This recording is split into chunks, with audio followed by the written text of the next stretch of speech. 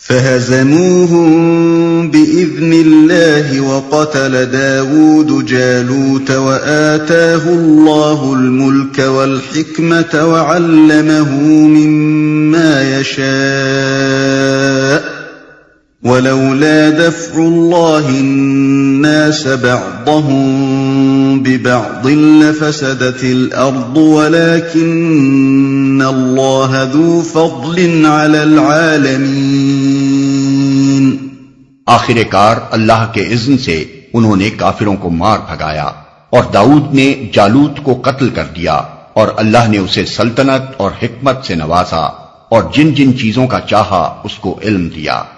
اگر اس طرح اللہ انسانوں کے ایک گروہ کو دوسرے گروہ کے ذریعے سے ہٹاتا نہ رہتا تو زمین کا نظام بگڑ جاتا، لیکن دنیا کے لوگوں پر اللہ کا بڑا فضل ہے کہ وہ اس طرح دفع فساد کا انتظام کرتا رہتا ہے۔ اور داؤد نے جالوت کو قتل کر دیا۔ داؤد علیہ السلام اس وقت ایک کمسن نوجوان تھے۔ اتفاق سے طالوت کے لشکر میں عین اس وقت پہنچے جبکہ فلسطینیوں کی فوج کا گرانڈیل پہلوان جالوت جولیت بنی اسرائیل کی فوج کو دعوت مبارزت دے رہا تھا، اور اسرائیلیوں میں سے کسی کی ہمت نہ پڑتی تھی کہ اس کے مقابلے کو نکلے۔ حضرت داؤد یہ رنگ دیکھ کر بے محابہ اس کے مقابلے پر میدان میں جا پہنچے اور اس کو قتل کر دیا۔ اس واقعے نے انہیں تمام اسرائیلیوں کی آنکھوں کا تارا بنا دیا۔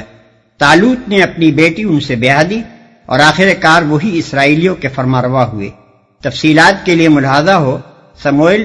اول باب 17 و 18۔ تو زمین کا نظام بگڑ جاتا، یعنی اللہ تعالیٰ نے زمین کا انتظام برقرار رکھنے کے لیے یہ ضابطہ بنا رکھا ہے کہ وہ انسانوں کے مختلف گروہوں کو ایک حد خاص تک تو زمین میں غلبہ و طاقت حاصل کرنے دیتا ہے، مگر جب کوئی گروہ حد سے بڑھنے لگتا ہے تو کسی دوسرے گروہ کے ذریعے سے وہ اس کا زور توڑ دیتا ہے۔ اگر کہیں ایسا ہوتا کہ ایک قوم اور ایک پارٹی ہی کا اقتدار زمین میں ہمیشہ قائم رکھا جاتا اور اس کی قہرمانی لازوال ہوتی تو یقیناً ملک خدا میں فساد عظیم برپا ہو جاتا۔ تلك آیات اللہ نتلوها علیک بالحق وإنک لمن المرسلین۔ یہ اللہ کی آیات ہیں جو ہم ٹھیک ٹھیک تم کو سنا رہے ہیں، اور تم یقیناً ان لوگوں میں سے ہو جو رسول بنا کر بھیجے گئے ہیں۔ تلك الرسل فضلنا بعضهم على بعض منهم من كلم الله ورفع بعضهم درجات وآتينا عيسى ابن مريم البينات وأيدناه بروح القدس ولو شاء الله ما اقتتل الذين من بعدهم من بعد ما جاءتهم البينات ولكن اختلفوا فمنهم من آمن ومنهم من كفر ولو شاء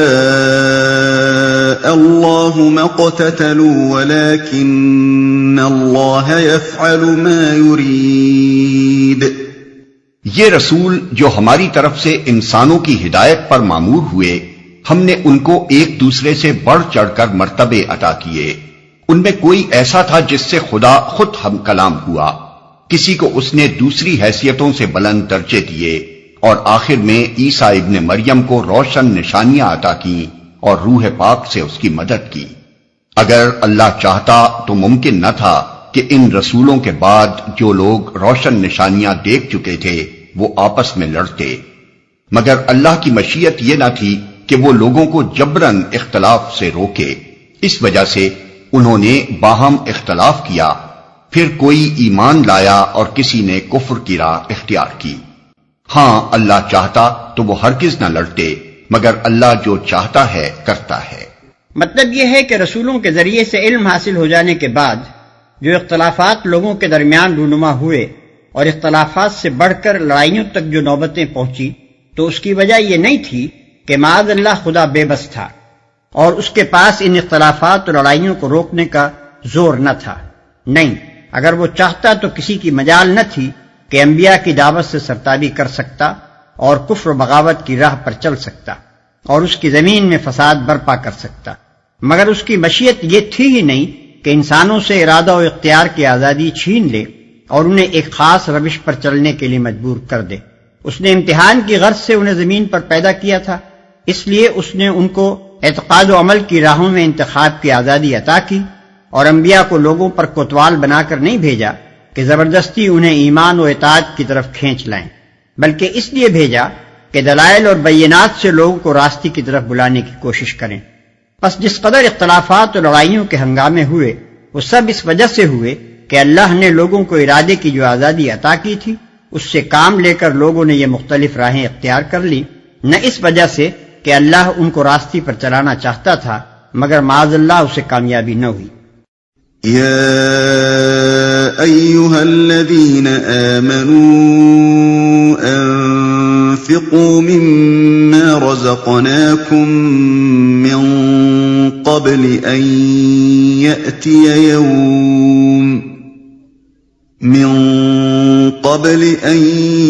يأتي يوم لا بيع فيه ولا خلة ولا شفاعة وَالْكَافِرُونَ هُمُ الظَّالِمُونَ۔ اے لوگو جو ایمان لائے ہو، جو کچھ مال متاع ہم نے تم کو بخشا ہے اس میں سے خرچ کرو،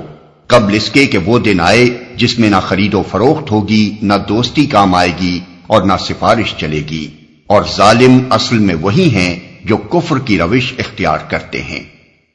جو کچھ مال متاع ہم نے تم کو بخشا ہے اس میں سے خرچ کرو۔ مراد راہ خدا میں خرچ کرنا ہے۔ ارشاد یہ ہو رہا ہے کہ جن لوگوں نے ایمان کی راہ اختیار کی ہے انہیں اس مقصد کے لیے جس پر وہ ایمان لائے ہیں مالی قربانیاں برداشت کرنی چاہیے۔ اور ظالم اصل میں وہی ہیں جو کفر کی روش اختیار کرتے ہیں۔ یہاں کفر کی روش اختیار کرنے والوں سے مراد یا تو وہ لوگ ہیں جو خدا کے حکم کی اطاعت سے انکار کریں اور اپنے مال کو اس کی خوشنودی سے عزیز تر رکھیں، یا وہ لوگ جو اس دن پر اعتقاد نہ رکھتے ہوں جس کے آنے کا خوف دلایا گیا ہے، یا پھر وہ لوگ جو اس خیال خام میں مبتلا ہوں کہ آخرت میں انہیں کسی نہ کسی طرح نجات خرید لینے کا اور دوستی و سفارش سے کام نکال لے جانے کا موقع حاصل ہو ہی جائے گا۔ اللہ لا الہ الا هو الحی القیوم لا تأخذه سنة ولا نوم له ما في السماوات وما في الأرض من ذا الذي يشفع عنده إلا بإذنه يعلم ما بين أيديهم وما خلفهم ولا يحيطون بشيء من علمه إلا بما شاء وسع كرسيه السماوات والأرض ولا يؤوده حفظهما وهو العلي العظيم۔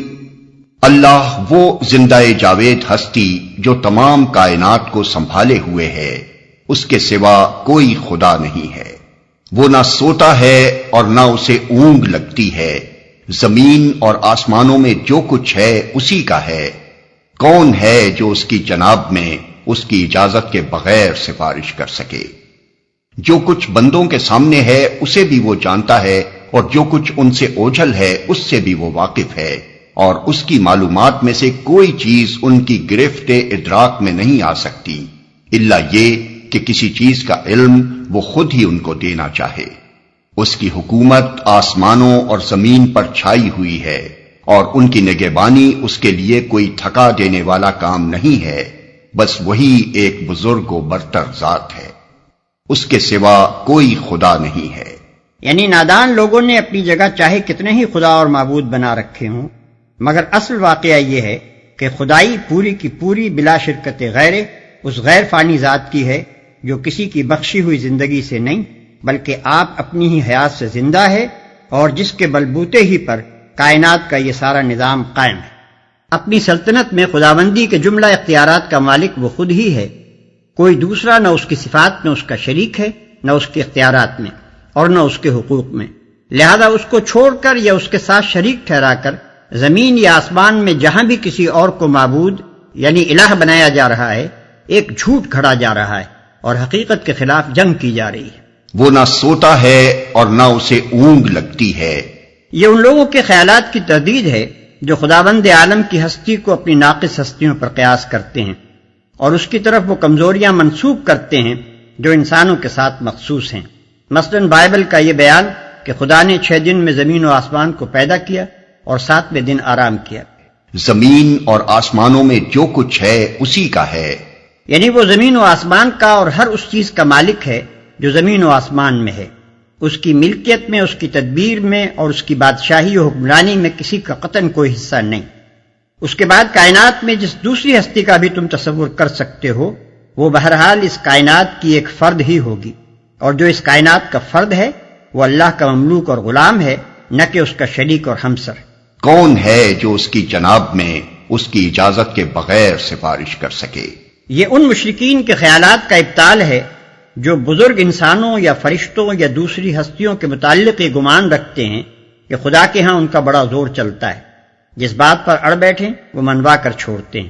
اور جو کام چاہیں خدا سے لے سکتے ہیں۔ انہیں بتایا جا رہا ہے کہ زور چلانا تو درکنار، کوئی بڑے سے بڑا پیغمبر اور کوئی مقرب ترین فرشتہ اس بادشاہ ارض و سما کے دربار میں بلا اجازت زبان تک کھولنے کی جرت نہیں رکھتا، الا یہ کہ کسی چیز کا علم وہ خود ہی ان کو دینا چاہے۔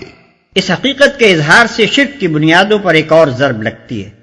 اوپر کے فقروں میں اللہ تعالیٰ کی غیر محدود حاکمیت اور اس کے مطلق اختیارات کا تصور پیش کر کے یہ بتایا گیا تھا کہ اس کی حکومت میں نہ تو کوئی بالاستقلال شریک ہے اور نہ کسی کا اس کے ہاں ایسا زور چلتا ہے کہ وہ اپنی سفارشوں سے اس کے فیصلوں پر اثر انداز ہو سکے۔ اب ایک دوسری حیثیت سے یہ بتایا جا رہا ہے کہ کوئی دوسرا اس کے کام میں دخل دے کیسے سکتا ہے، جبکہ کسی دوسرے کے پاس وہ علم ہی نہیں ہے جس سے وہ نظام کائنات اور اس کی مصلحتوں کو سمجھ سکتا ہو۔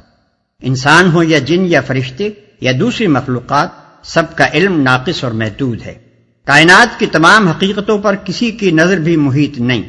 پھر اگر کسی چھوٹے سے چھوٹے جزء میں بھی کسی بندے کی آزادانہ مداخلت یا اٹل سفارش چل سکے تو سارا نظام عالم درہم برہم ہو جائے۔ نظام عالم تو رہا درکنار، بندے تو خود اپنی ذاتی مصلحتوں کو بھی سمجھنے کے اہل نہیں ہیں۔ ان کی مصلحتوں کو بھی خداوند عالم ہی پوری طرح جانتا ہے، اور ان کے لیے اس کے سوا کوئی چارہ نہیں کہ اس خدا کی ہدایت و رہنمائی پر اعتماد کریں جو علم کا اصلی سرچشمہ ہے۔ اس کی حکومت آسمانوں اور زمین پر چھائی ہوئی ہے۔ اصل میں لفظ کرسی استعمال ہوا ہے، جسے بالعموم حکومت و اقتدار کے لیے استعارے کے طور پر بولا جاتا ہے۔ اردو زبان میں بھی اکثر کرسی کا لفظ بول کر حاکمانہ اختیارات مراد دیتے ہیں۔ بس وہی ایک بزرگ و برتر ذات ہے۔ یہ آیت الکرسی کے نام سے مشہور ہے، اور اس میں اللہ تعالیٰ کی ایسی مکمل معرفت بخشی گئی ہے جس کی نظیر کہیں نہیں ملتی۔ اسی بنا پر حدیث میں اس کو قرآن کی سب سے افضل آیت قرار دیا گیا ہے۔ اس مقام پر یہ سوال پیدا ہوتا ہے کہ یہاں خداوند عالم کی ذات و صفات کا ذکر کس مناسبت سے آیا ہے۔ اس کو سمجھنے کے لیے ایک مرتبہ پھر اس تقریر پر نگاہ ڈال لیجئے جو رکوع 32 سے چل رہی۔ پہلے مسلمانوں کو دین حق کے قیام کی راہ میں جان و مال سے جہاد کرنے پر اکسایا گیا ہے اور ان کمزوریوں سے بچنے کی تاکید کی گئی ہے جن میں بنی اسرائیل مبتلا ہو گئے تھے۔ پھر یہ حقیقت سمجھائی گئی ہے کہ فتح و کامیابی کا مدار تعداد اور ساز و سامان کی کثرت پر نہیں بلکہ ایمان، صبر و ضبط اور پختگی عزم پر ہے۔ پھر جنگ کے ساتھ اللہ تعالیٰ کی جو حکمت وابستہ ہے اس کی طرف اشارہ کیا گیا ہے، یعنی یہ کہ دنیا کا انتظام برقرار رکھنے کے لیے وہ ہمیشہ انسانوں کے ایک گروہ کو دوسرے گروہ کے ذریعے سے دفع کرتا رہتا ہے، ورنہ اگر ایک ہی گروہ کو غلبہ و اقتدار کا دائمی پٹا مل جاتا تو دوسروں کے لیے جینا دشوار ہو جاتا۔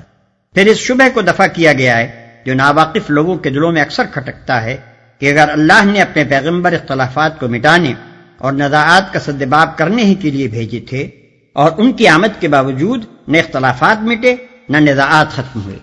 تو کیا اللہ ایسا ہی بے بس تھا کہ اس نے ان خرابیوں کو دور کرنا چاہا اور نہ کر سکا؟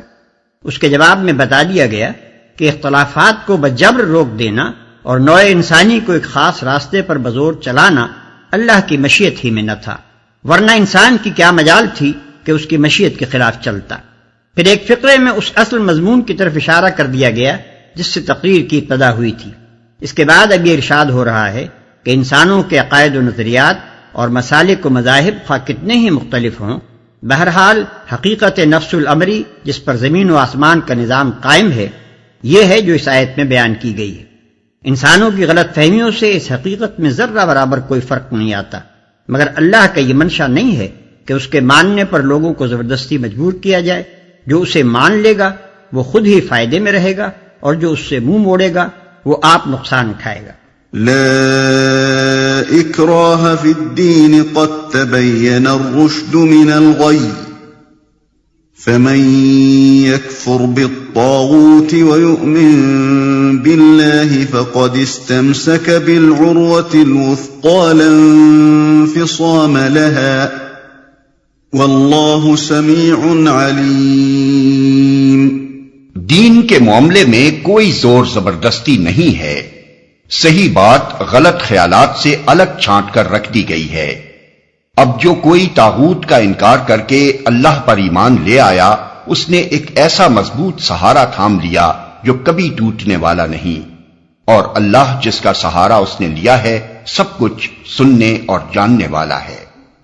دین کے معاملے میں کوئی زور زبردستی نہیں ہے۔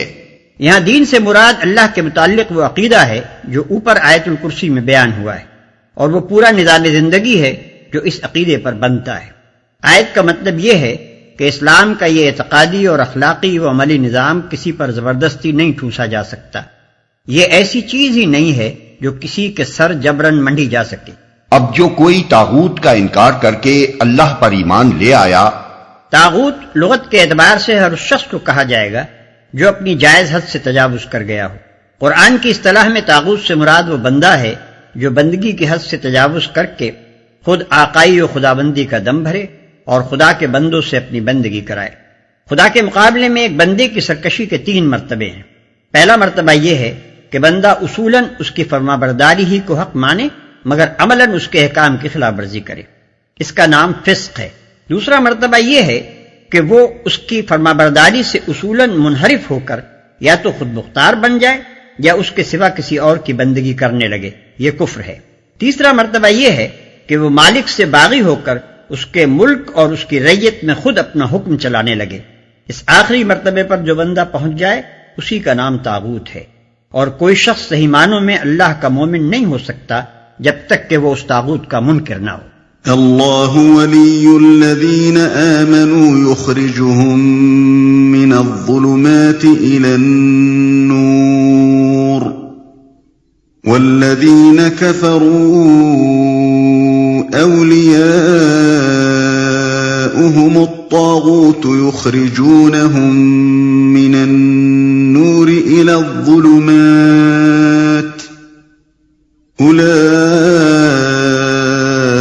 اولئک اصحاب النار هم فیها خالدون۔ جو لوگ ایمان لاتے ہیں ان کا حامی و مددگار اللہ ہے، اور وہ ان کو تاریکیوں سے روشنی میں نکال لاتا ہے، اور جو لوگ کفر کی راہ اختیار کرتے ہیں ان کے حامی و مددگار طاغوت ہیں، اور وہ انہیں روشنی سے تاریکیوں کی طرف کھینچ لے جاتے ہیں۔ یہ آگ میں جانے والے لوگ ہیں جہاں یہ ہمیشہ رہیں گے، اور وہ ان کو تاریکیوں سے روشنی میں نکال لاتا ہے۔ تاریکیوں سے مراد جہالت کی تاریکیاں ہیں جن میں بھٹک کر انسان اپنی فلاح و سعادت کی راہ سے دور نکل جاتا ہے اور حقیقت کے خلاف چل کر اپنی تمام قوتوں اور کوششوں کو غلط راستوں میں صرف کرنے لگتا ہے۔ اور نور سے مراد علم حق ہے جس کی روشنی میں انسان اپنی اور کائنات کی حقیقت اور اپنی زندگی کے مقصد کو صاف صاف دیکھ کر علی وجہ البصیرت ایک صحیح راہ عمل پر گامزن ہوتا ہے۔ ان کے حامی و مددگار طاغوت ہیں۔ طاغوت یہاں طواغیت کے معنی میں استعمال کیا گیا ہے، یعنی خدا سے منہ موڑ کر انسان ایک ہی طاغوت کے چنگل میں نہیں پھنستا بلکہ بہت سے طواغیت اس پر مسلط ہو جاتے ہیں۔ ایک طاغوت شیطان ہے جو اس کے سامنے نت نئی جھوٹی ترغیبات کا سدا بہار سبز باغ پیش کرتا ہے۔ دوسرا طاغوت آدمی کا اپنا نفس ہے جو اسے جذبات و خواہشات کا غلام بنا کر زندگی کے ٹیڑھے سیدھے راستوں میں کھینچے کھینچے لیے پھرتا ہے۔ اور بے شمار طاغوت باہر کی دنیا میں پھیلے ہوئے ہیں، بیوی اور بچے، اعزاء اور اقربا، برادری اور خاندان، دوست اور آشنا، سوسائٹی اور قوم، پیشوا اور رہنما، حکومت اور حکام، یہ سب اس کے لیے طاغوت ہی طاغوت ہوتے ہیں، جن میں سے ہر ایک اس سے اپنی اغراض کی بندگی کراتا ہے، اور بے شمار آقاؤں کا یہ غلام ساری عمر اسی چکر میں پھنسا رہتا ہے کہ کس آقا کو خوش کرے اور کس کی أَلَمْ ناراضگی سے تَرَ بچے۔ إِلَى الَّذِي حَاجَّ إِبْرَاهِيمَ فِي رَبِّهِ أَنْ آتَاهُ اللَّهُ الْمُلْكَ إِذْ قَالَ إِبْرَاهِيمُ رَبِّيَ الَّذِي يُحْيِي وَيُمِيتُ قَالَ أَنَا أُحْيِي وَأُمِيتُ قَالَ إِبْرَاهِيمُ فَإِنَّ اللَّهَ يَأْتِي بِالشَّمْسِ مِنَ الْمَشْرِقِ فَأْتِ بِهَا مِنَ الْمَغْرِبِ فَبُهِتَ الَّذِي كَفَرَ وَاللَّهُ لَا يَهْدِي الْقَوْمَ الظَّالِمِينَ۔ کیا تم نے اس شخص کے حال پر غور نہیں کیا جس نے ابراہیم سے جھگڑا کیا تھا؟ جھگڑا اس بات پر کہ ابراہیم کا رب کون ہے، اور اس بنا پر کہ اس شخص کو اللہ نے حکومت دے رکھی تھی۔ جب ابراہیم نے کہا میرا رب وہ ہے جس کے اختیار میں زندگی اور موت ہے، تو اس نے جواب دیا زندگی اور موت میرے اختیار میں ہے۔ ابراہیم نے کہا اچھا، اللہ سورج کو مشرق سے نکالتا ہے، تو ذرا اسے مغرب سے نکال لا۔ یہ سن کر وہ منکر حق ششدر رہ گیا،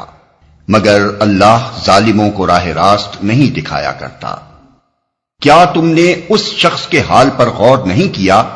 اوپر دعویٰ کیا گیا تھا کہ مومن کا حامی و مددگار اللہ ہوتا ہے،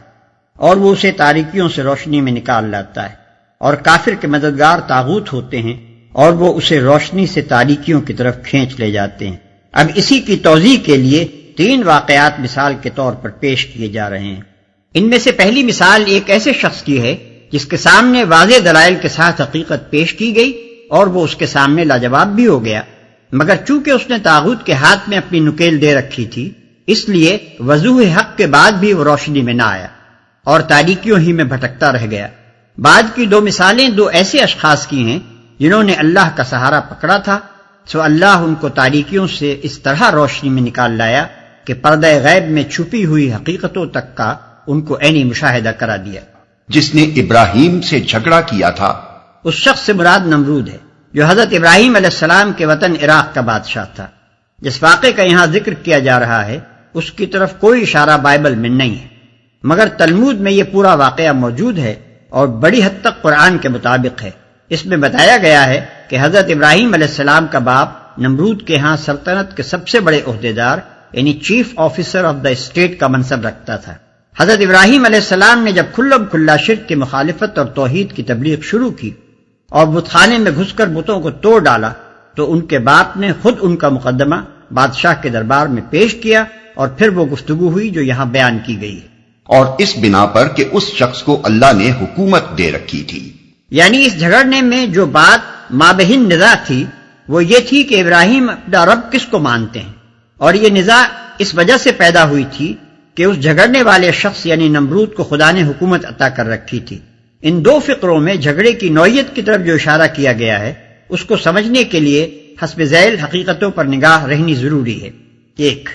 قدیم ترین زمانے سے آج تک تمام مشرک سوسائٹیوں کی یہ مشترک خصوصیت رہی ہے کہ وہ اللہ تعالیٰ کو رب الارباب اور خدائے خدائیگان کی حیثیت سے تو مانتے ہیں، مگر صرف اسی کو رب اور تنہا اسی کو خدا اور معبود نہیں مانتے۔ 2، خدائی کو مشرکین نے ہمیشہ 2 حصوں میں تقسیم کیا ہے، ایک فوق الفطری یعنی سپر نیچرل خدائی جو سلسلہ اسباب پر حکمران ہے اور جس کی طرف انسان اپنی حاجات اور مشکلات میں دستگیری کے لیے رجوع کرتا ہے۔ اس خدائی میں وہ اللہ تعالیٰ کے ساتھ ارواح اور فرشتوں اور جنوں اور سیاروں اور دوسری بہت سی ہستیوں کو شریک ٹھہراتے ہیں،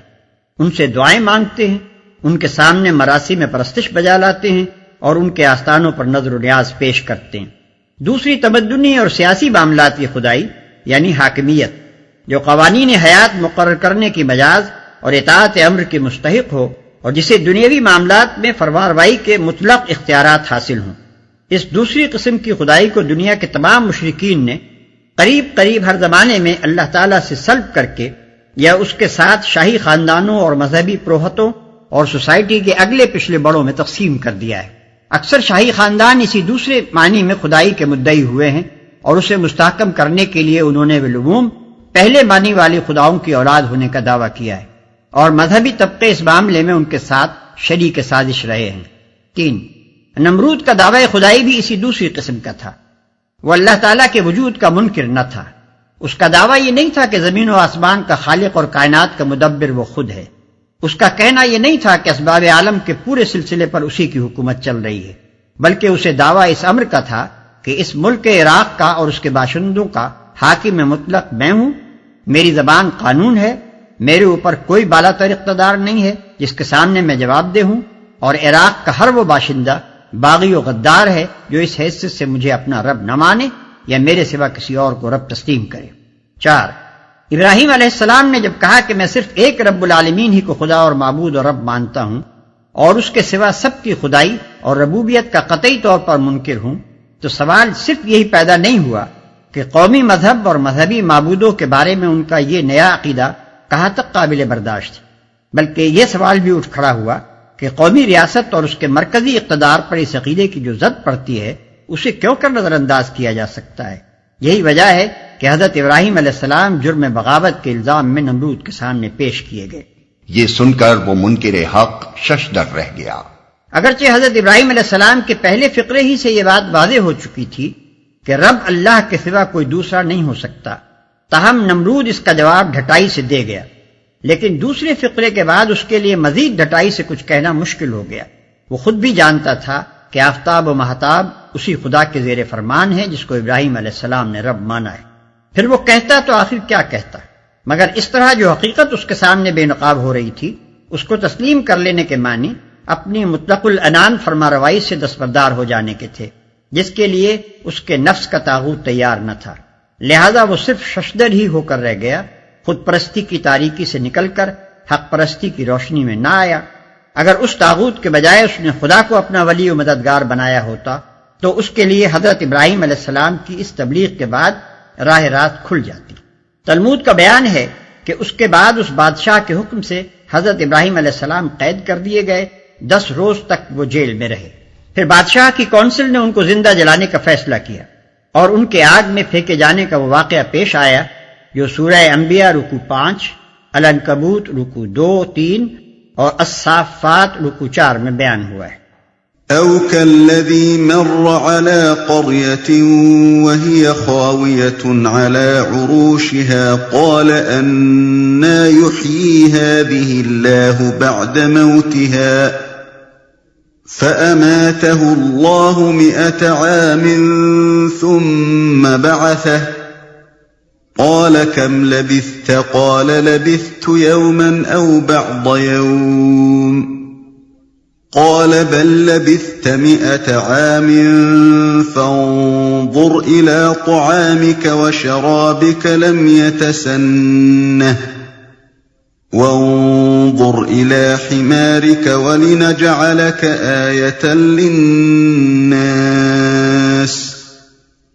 وانظر إلى العظام كيف ننشزها ثم نكسوها لحما فلما تبين له قال أعلم أن الله على كل شيء قدير۔ یا پھر مثال کے طور پر اس شخص کو دیکھو جس کا گزر ایک ایسی بستی پر ہوا جو اپنی چھتوں پر اوندھی گری پڑی تھی۔ اس نے کہا یہ آبادی جو ہلاک ہو چکی ہے اسے اللہ کس طرح دوبارہ زندگی بخشے گا؟ اس پر اللہ نے اس کی روح قبض کر لی اور وہ 100 برس تک مردہ پڑا رہا۔ پھر اللہ نے اسے دوبارہ زندگی بخشی اور اس سے پوچھا بتاؤ کتنی مدت پڑے رہے ہو؟ اس نے کہا 1 دن یا چند گھنٹے رہا ہوں گا۔ فرمایا تم پر 100 برس اسی حالت میں گزر چکے ہیں۔ اب ذرا اپنے کھانے اور پانی کو دیکھو کہ اس میں ذرا تغیر نہیں آیا ہے۔ دوسری طرف ذرا اپنے گدھے کو بھی دیکھو کہ اس کا پنجر تک وہ سیدھا ہو رہا ہے، اور یہ ہم نے اس لیے کیا ہے کہ ہم تمہیں لوگوں کے لیے ایک نشانی بنا دینا چاہتے ہیں۔ پھر دیکھو کہ ہڈیوں کے اس پنجر کو ہم کس طرح اٹھا کر گوشت پوست اس پر چڑھاتے ہیں۔ اس طرح جب حقیقت اس کے سامنے بالکل نمایاں ہو گئی تو اس نے کہا میں جانتا ہوں کہ اللہ ہر چیز پر قدرت رکھتا ہے۔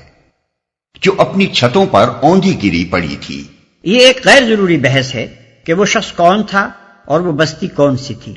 اصل مدعا جس کے لیے یہاں یہ ذکر لایا گیا ہے صرف یہ بتانا ہے کہ جس نے اللہ کو اپنا ولی بنایا تھا اسے اللہ نے کس طرح روشنی عطا کی۔ شخص اور مقام دونوں کی تعین کا نہ ہمارے پاس کوئی ذریعہ نہ اس کا کوئی فائدہ۔ البتہ بعد کے بیان سے یہ ظاہر ہوتا ہے کہ جن صاحب کا یہ ذکر ہے وہ ضرور کوئی نبی ہوں گے۔ اسے اللہ کس طرح دوبارہ زندگی بخشے گا؟ اس سوال کے یہ معنی نہیں ہے کہ وہ بزرگ حیات بعد الموت کے منکر تھے یا انہیں اس میں شک تھا، بلکہ دراصل وہ حقیقت کا عینی مشاہدہ چاہتے تھے جیسا کہ انبیاء کو کرایا جاتا رہا ہے۔ ہم تمہیں لوگوں کے لیے ایک نشانی بنا دینا چاہتے ہیں۔ ایک ایسے شخص کا زندہ پلٹ کر آنا جسے دنیا 100 برس پہلے مردہ سمجھ چکی تھی،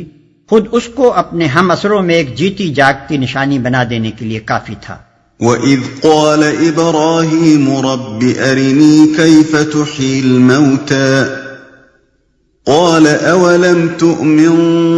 قَالَ بَلَى وَلَكِنْ لِيَطْمَئِنَّ قَلْبِي قَالَ فَخُذْ أَرْبَعَةً مِّنَ الطَّيْرِ فَصُرْهُنَّ إِلَيْكَ ثُمَّ اجْعَلْ عَلَى كُلِّ جَبَلٍ مِّنْهُنَّ جُزْءًا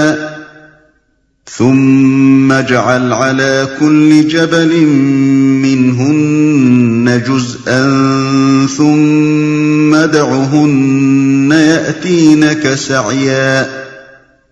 وَاعْلَمْ أَنَّ اللَّهَ عَزِيزٌ حَكِيمٌ۔ اور وہ واقعہ بھی پیش نظر رہے جب ابراہیم نے کہا تھا میرے مالک مجھے دکھا دے تو مردوں کو کیسے زندہ کرتا ہے۔ فرمایا کیا تو ایمان نہیں رکھتا؟ اس نے عرض کیا ایمان تو رکھتا ہوں مگر دل کا اطمینان درکار ہے۔ فرمایا اچھا تو 4 پرندے لے اور ان کو اپنے سے مانوس کر لے، پھر ان کا ایک ایک جز ایک ایک پہاڑ پر رکھ دے، پھر ان کو پکار، وہ تیرے پاس دوڑے چلے آئیں گے۔ خوب جان لے کہ اللہ نہایت با اقتدار اور حکیم ہے، مگر دل کا اطمینان درکار ہے، یعنی وہ اطمینان جو مشاہدہ عینی سے حاصل ہوتا ہے۔ خوب جان لے کہ اللہ نہایت با اقتدار اور حکیم ہے۔ اس واقعے اور اوپر کے واقعے کی بعض لوگوں نے عجیب عجیب تعویلیں کی ہیں، لیکن انبیاء علیہ السلام کے ساتھ اللہ کا جو معاملہ ہے اسے اگر اچھی طرح ذہن نشین کر لیا جائے تو کسی کھینچتان کی ضرورت پیش نہیں آ سکتی۔ عام اہل ایمان کو اس زندگی میں جو خدمت انجام دینی ہے اس کے لیے تو محض ایمان بالغیب یعنی بے دیکھے ماننا کافی ہے، لیکن انبیاء کو جو خدمت اللہ نے سپرد کی تھی اس کے لیے ضروری تھا کہ وہ اپنی آنکھوں سے وہ حقیقتیں دیکھ لیتے جن پر ایمان لانے کی دعوت انہیں دنیا کو دینی تھی۔ ان کو دنیا سے پورے زور کے ساتھ یہ کہنا تھا کہ تم لوگ تو قیاسات دوڑاتے ہو مگر ہم اپنی آنکھوں دیکھی بات کہہ رہے ہیں، تمہارے پاس گمان ہے اور ہمارے پاس علم ہے، تم اندھے ہو اور ہم بینا ہیں۔ اسی لیے انبیاء کے سامنے فرشتے عیاناً آئے ہیں، ان کو آسمان و زمین کے نظام حکومت ملکوت کا مشاہدہ کرایا گیا ہے، ان کو جنت اور دوزخ آنکھوں سے دکھائی گئی ہے اور بے سے بعد الموت کا ان کے سامنے مظاہرہ کر کے دکھایا گیا ہے۔ ایمان بالغیب کی منزل سے یہ حضرات منصب نبوت پر معمور ہونے سے پہلے گزر چکے ہوتے ہیں، نبی ہونے کے بعد ان کو ایمان بالشہادت کی نعمت دی جاتی ہے اور یہ نعمت انہی کے ساتھ مخصوص ہے۔ مزید تشریح کے لیے ملاحظہ ہو تفہیم القرآن جلد 2 صفحہ نمبر 330 اور 334۔ مثل الذين ينفقون أموالهم في سبيل الله كمثل حبة أنبتت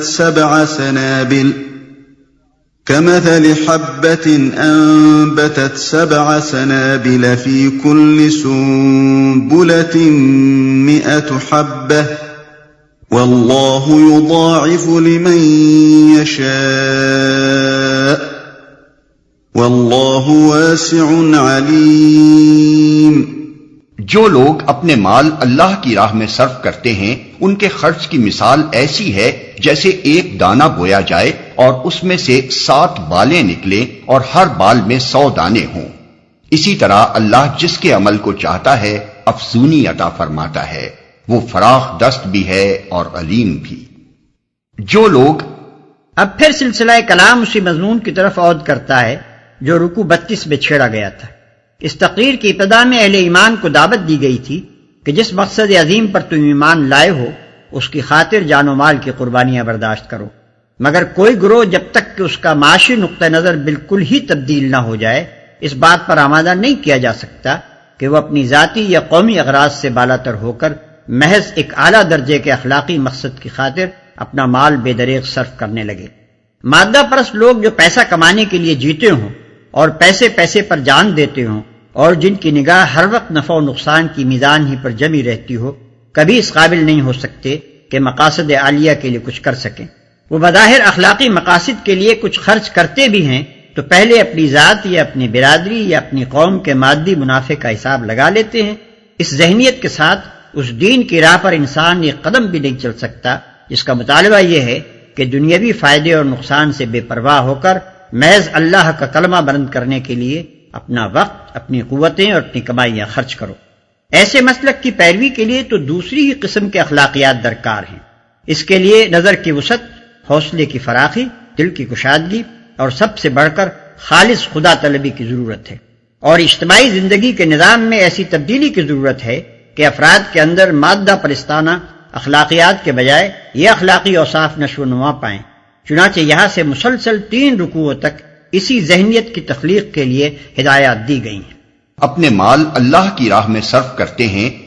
مال کا خرچ خواہ اپنی ضروریات کی تکمیل میں ہو یا اپنے بال بچوں کا پیٹ پالنے میں یا اپنے اعزاء و اقربا کی خبرگیری میں یا محتاجوں کی اعانت میں یا رفاع عام کے کاموں میں یا اشاعت دین اور جہاد کے مقاصد میں، بہرحال اگر وہ قانون الہی کے مطابق ہو اور خالص خدا کی رضا کے لیے ہو تو اس کا شمار اللہ ہی کی راہ میں ہوگا۔ وہ فراخ دست بھی ہے اور علیم بھی، یعنی جس قدر خلوص اور جتنے گہرے جذبے کے ساتھ انسان اللہ کی راہ میں مال خرچ کرے گا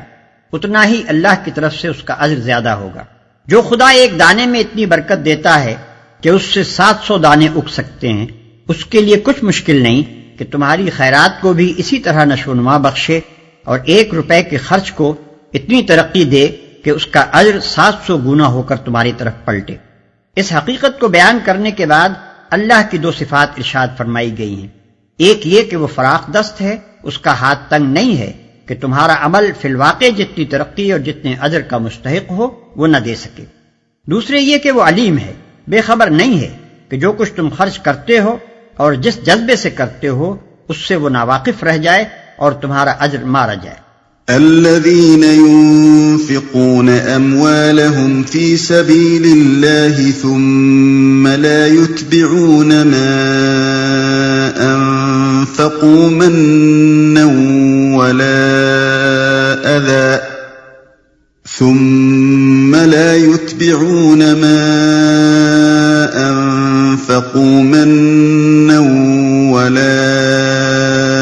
أذى لهم أجرهم عند ربهم ولا خوف عليهم ولا هم يحزنون۔ جو لوگ اپنے مال اللہ کی راہ میں خرچ کرتے ہیں اور خرچ کر کے پھر احسان نہیں جتاتے، نہ دکھ دیتے ہیں، ان کا اجر ان کے رب کے پاس ہے اور ان کے لیے کسی رنج اور خوف کا موقع نہیں۔ یعنی نہ تو ان کے لیے اس بات کا کوئی خطرہ ہے کہ ان کا اجر ضائع ہو جائے گا اور نہ کبھی یہ نوبت آئے گی کہ وہ اپنے اس خرچ پر پشیمان ہوں۔ قول معروف ومغفرة خير من صدقة يتبعها أذى والله غني حليم۔ ایک میٹھا بول اور کسی ناگوار بات پر ذرا سی چشم پوشی اس خیرات سے بہتر ہے جس کے پیچھے دکھ ہو۔ اللہ بے نیاز ہے اور بردباری اس کی صفت ہے۔ اس ایک فقرے میں 2 باتیں ارشاد ہوئی ہیں۔ ایک یہ کہ اللہ تمہاری خیرات کا حاجت مند نہیں ہے، دوسرے یہ کہ اللہ تعالیٰ چونکہ خود بردبار ہے اس لیے اسے پسند بھی وہی لوگ ہیں جو چھچورے اور کم ظرف نہ ہوں بلکہ فراخ حوصلہ اور بردبار ہوں۔ جو خدا تم پر زندگی کے اسباب و وسائل کا بے حساب فیضان کر رہا ہے اور تمہارے قصوروں کے باوجود تمہیں بار بار بخشتا ہے، وہ ایسے لوگوں کو کیوں کر پسند کر سکتا ہے جو کسی غریب کو ایک روٹی کھلا دے تو احسان جتا جتا کر اس کی عزت نفس کو خاک میں ملا دے۔ اسی بنا پر حدیث میں آتا ہے کہ اللہ تعالیٰ اس شخص کو قیامت کے روز شرف ہم کلامی اور نظر عنایت سے محروم رکھے گا جو اپنے عطیے پر احسان جتاتا ہو۔ يا أيها الذين آمنوا لا تبطلوا صدقاتكم بالمن والأذى كالذي ينفق ماله رئاء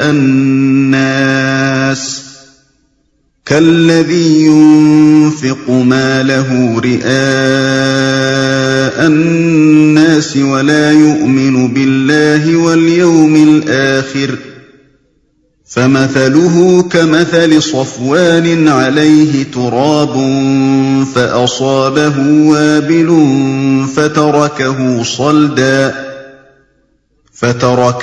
صلدا لا يقدرون على شيء مما كسبوا والله لا يهدي القوم الكافرين۔ اے ایمان لانے والو، اپنے صدقات کو احسان جتا کر اور دکھ دے کر اس شخص کی طرح خاک میں نہ ملا دو جو اپنا مال محض لوگوں کے دکھانے کو خرچ کرتا ہے اور نہ اللہ پر ایمان رکھتا ہے نہ آخرت پر۔ اس کے خرچ کی مثال ایسی ہے جیسے ایک چٹان تھی جس پر مٹی کی تہ جمی ہوئی تھی، اس پر جب زور کا میंہ برسا تو ساری مٹی بہہ گئی اور صاف چٹان کی چٹان رہ گئی۔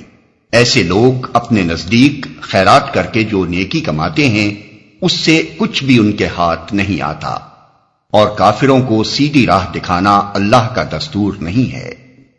اور نہ اللہ پر ایمان رکھتا ہے نہ آخرت پر۔ اس کی ریاکاری خود ہی اس بات کی دلیل ہے کہ وہ خدا اور آخرت پر یقین نہیں رکھتا۔ اس کا محض لوگوں کو دکھانے کے لیے عمل کرنا صریحاً یہ معنی رکھتا ہے کہ خلق ہی اس کی خدا ہے جس سے وہ اجر چاہتا ہے۔ اللہ سے نہ اس کو اجر کی توقع ہے اور نہ اسے یقین ہے کہ ایک روز اعمال کا حساب ہوگا اور اجر عطا کیے جائیں گے۔ اور صاف چٹان کی چٹان رہ گئی۔ اس تمثیل میں بارش سے مراد خیرات ہے، چٹان سے مراد اس نیت اور اس جذبے کی خرابی ہے جس کے ساتھ خیرات کی گئی ہے۔ مٹی کی ہلکی تہ سے مراد نیکی کی وہ ظاہری شکل ہے جس کے نیچے نیت کی خرابی چھپی ہوئی ہے۔ اس توضیح کے بعد مثال اچھی طرح سمجھ میں آ سکتی ہے۔ بارش کا فطری اقتضا تو یہی ہے کہ اس سے رویدگی ہو اور کھیتی نشو و نما پائے، لیکن جب رویدگی قبول کرنے والی زمین محض برائے نام اوپر ہی اوپر ہو اور اس اوپری تہ کے نیچے نری پتھر کی ایک چٹان رکھی ہوئی ہو تو بارش مفید ہونے کے بجائے الٹی مضر ہوگی۔ اسی طرح خیرات بھی اگرچہ بھلائیوں کو نشو و نما دینے کی قوت رکھتی ہے، مگر اس کے نافع ہونے کے لیے حقیقی نیک نیتی شرط ہے۔ نیت نیک نہ ہو تو ابر کرم کا فیضان بجز اس کے کہ محض ضیاء مال ہے اور کچھ نہیں۔ اور کافروں کو سیدھی راہ دکھانا اللہ کا دستور نہیں ہے۔ یہاں کافر کا لفظ ناشکرے اور منکر نعمت کے معنی میں استعمال ہوا ہے۔ جو شخص اللہ کی دی ہوئی نعمت کو اس کی راہ میں اس کی رضا کے لیے خرچ کرنے کے بجائے خلق کی خوشنودی کے لیے صرف کرتا ہے، یا اگر خدا کی راہ میں کچھ مال دیتا بھی ہے تو اس کے ساتھ اذیت بھی دیتا ہے، وہ دراصل ناشکرا اور اپنے خدا کا احسان فراموش ہے۔ اور جبکہ وہ خود ہی خدا کی رضا کا طالب نہیں ہے تو اللہ اس سے بے نیاز ہے کہ اسے خامخواہ اپنی رضا کا راستہ دکھائے۔ وَمَثَلُ الَّذِينَ يُنفِقُونَ أَمْوَالَهُمُ ابْتِغَاءَ مَرْضَاتِ اللَّهِ وَتَثْبِيتًا مِّنْ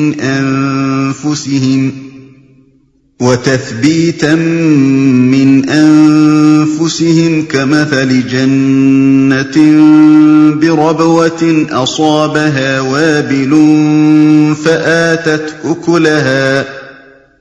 فآتت أكلها ضعفين فإن لم يصبها وابل فطل والله بما تعملون بصير۔ بخلاف اس کے جو لوگ اپنے مال محض اللہ کی رضا جوئی کے لیے دل کے پورے ثبات و قرار کے ساتھ خرچ کرتے ہیں، ان کے خرچ کی مثال ایسی ہے جیسے کسی سطح مرتفع پر ایک باغ ہو، اگر زور کی بارش ہو جائے تو دگنا پھل لائے، اور اگر زور کی بارش نہ بھی ہو تو ایک ہلکی پھوار ہی اس کے لیے کافی ہو جائے۔ تم جو کچھ کرتے ہو سب اللہ کی نظر میں ہے، تو ایک ہلکی پھوار ہی اس کے لیے کافی ہو جائے۔ زور کی بارش سے مراد وہ خیرات ہے جو انتہائی جذبہ خیر اور کمال درجے کی نیک نیتی کے ساتھ کی جائے، اور ہلکی پھوار سے مراد ایسی خیرات ہے جس کے اندر جذبہ خیر کی شدت نہ ہو۔ أَيَوَدُّ أَحَدُكُمْ أَن تَكُونَ لَهُ جَنَّةٌ مِّن نَّخِيلٍ وَأَعْنَابٍ تَجْرِي مِن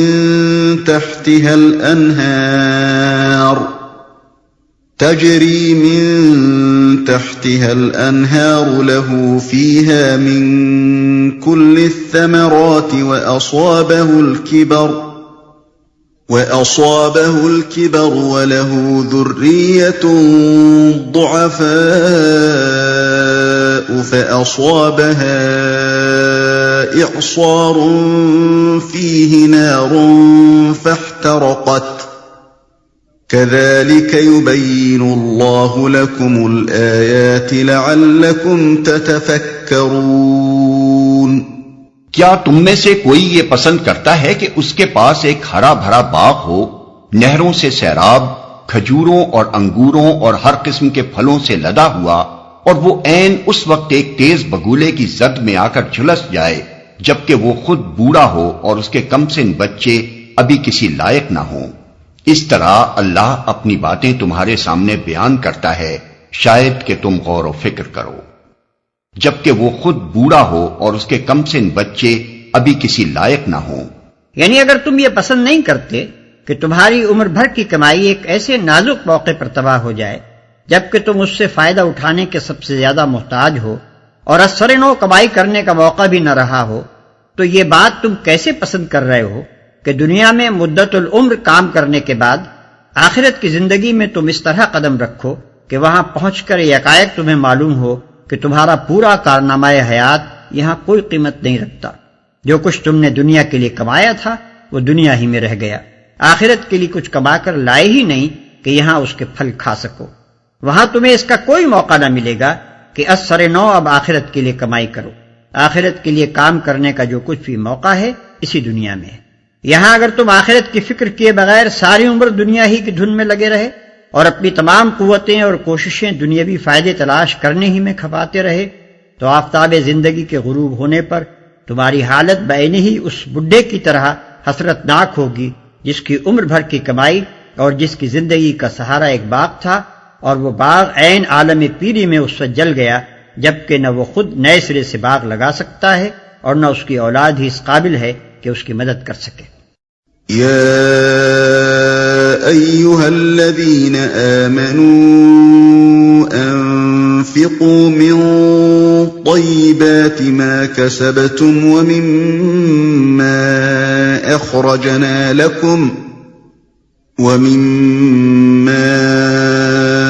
أخرجنا لكم من الأرض ولا تيمموا الخبيث منه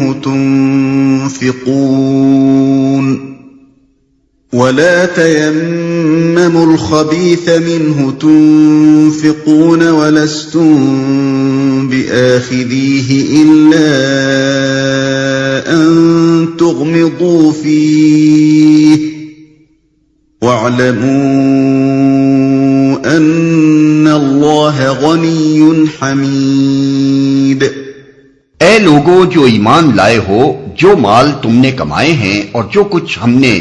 زمین سے تمہارے لیے نکالا ہے اس میں سے بہتر حصہ راہ خدا میں خرچ کرو،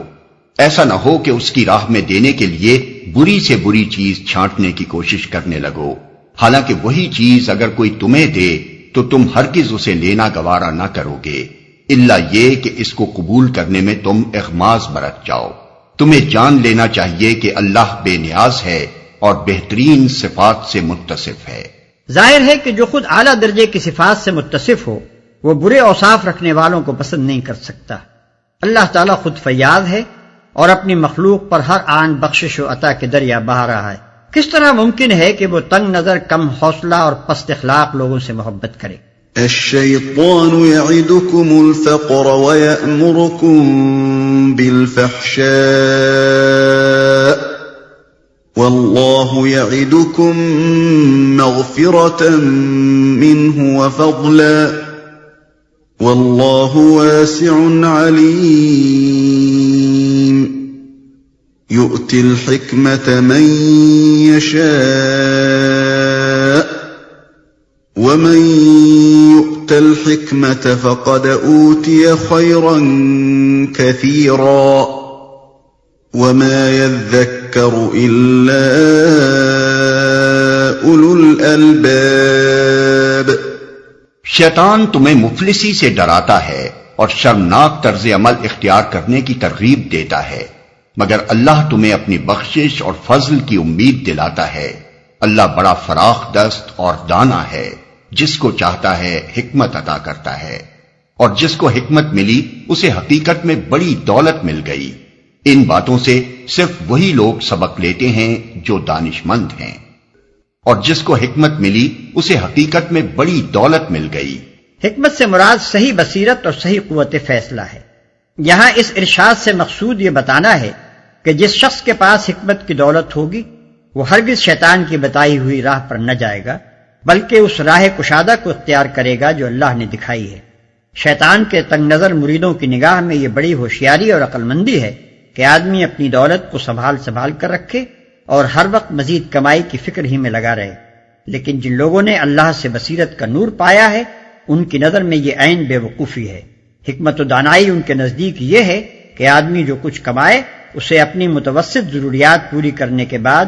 دل کھول کر بھلائی کے کاموں میں خرچ کرے. پہلا شخص ممکن ہے کہ دنیا کی اس چند روزہ زندگی میں دوسرے کی بنسبت بہت زیادہ خوشحال ہو، لیکن انسان کے لیے یہ دنیا کی زندگی پوری زندگی نہیں، بلکہ اصل زندگی کا ایک نہایت چھوٹا سا جز ہے. اس چھوٹے سے جز کی خوشحالی کے لیے جو شخص بڑی اور بے پایہ زندگی کی بدحالی مول لیتا ہے وہ حقیقت میں سخت بے وقوف ہے. عقل مند دراصل وہی ہے جس نے اس مختصر زندگی کی مہلت سے فائدہ اٹھا کر تھوڑے سرمایے ہی سے اس ہمیشگی کی زندگی میں اپنی خوشحالی کا بندوبست کر لیا. وما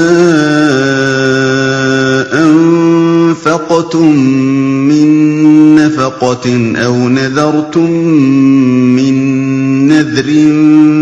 فإن الله يعلمه وما للظالمين من انصار. تم نے جو کچھ بھی خرچ کیا ہو اور جو نذر بھی مانی ہو اللہ کو اس کا علم ہے، اور ظالموں کا کوئی مددگار نہیں. خرچ خواہ راہ خدا میں کیا ہو یا راہ شیطان میں، اور نذر خواہ اللہ کے لیے مانی ہو یا غیر اللہ کے لیے، دونوں صورتوں میں آدمی کی نیت اور اس کے فعل سے اللہ خوب واقف ہے. جنہوں نے اس کے لیے خرچ کیا ہوگا اور اس کی خاطر نظر مانی ہوگی وہ اس کا اجر پائیں گے، اور جن ظالموں نے شیطانی راہوں میں خرچ کیا ہوگا اور اللہ کو چھوڑ کر دوسروں کے لیے نظریں مانی ہوں گی ان کو خدا کی سزا سے بچانے کے لیے کوئی مددگار نہ ملے گا. نظر یہ ہے کہ آدمی اپنی کسی مراد کے برانے پر کسی ایسے خرچ یا کسی ایسی خدمت کو اپنے اوپر لازم کر لے جو اس کے ذمہ فرض نہ ہو. اگر یہ مراد کسی حلال و جائز امر کی ہو اور اللہ سے مانگی گئی ہو اور اس کے برانے پر جو عمل کرنے کا عہد آدمی نے کیا ہے وہ اللہ ہی کے لیے ہو تو ایسی نظر اللہ کی اطاعت میں ہے اور اس کا پورا کرنا اجر و ثواب کا موجب ہے. اگر یہ صورت نہ ہو تو ایسی نظر کا ماننا معصیت اور اس کا پورا کرنا موجب عذاب ہے. ان تبدوا الصدقات فنعما هي وان تخفوها وتؤتوها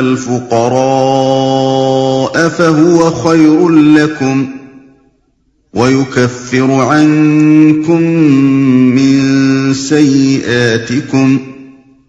والله بما تعملون خبير. اگر اپنے صدقات علانیہ دو تو یہ بھی اچھا ہے، لیکن اگر چھپا کر حاجت مندوں کو دو تو یہ تمہارے حق میں زیادہ بہتر ہے.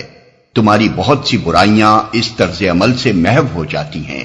اور جو کچھ تم کرتے ہو اللہ کو بہرحال اس کی خبر ہے. لیکن اگر چھپا کر حاجت مندوں کو دو تو یہ تمہارے حق میں زیادہ بہتر ہے. جو صدقہ فرض ہو اس کو علانیہ دینا افضل ہے، اور جو صدقہ فرض کے ماسوا ہو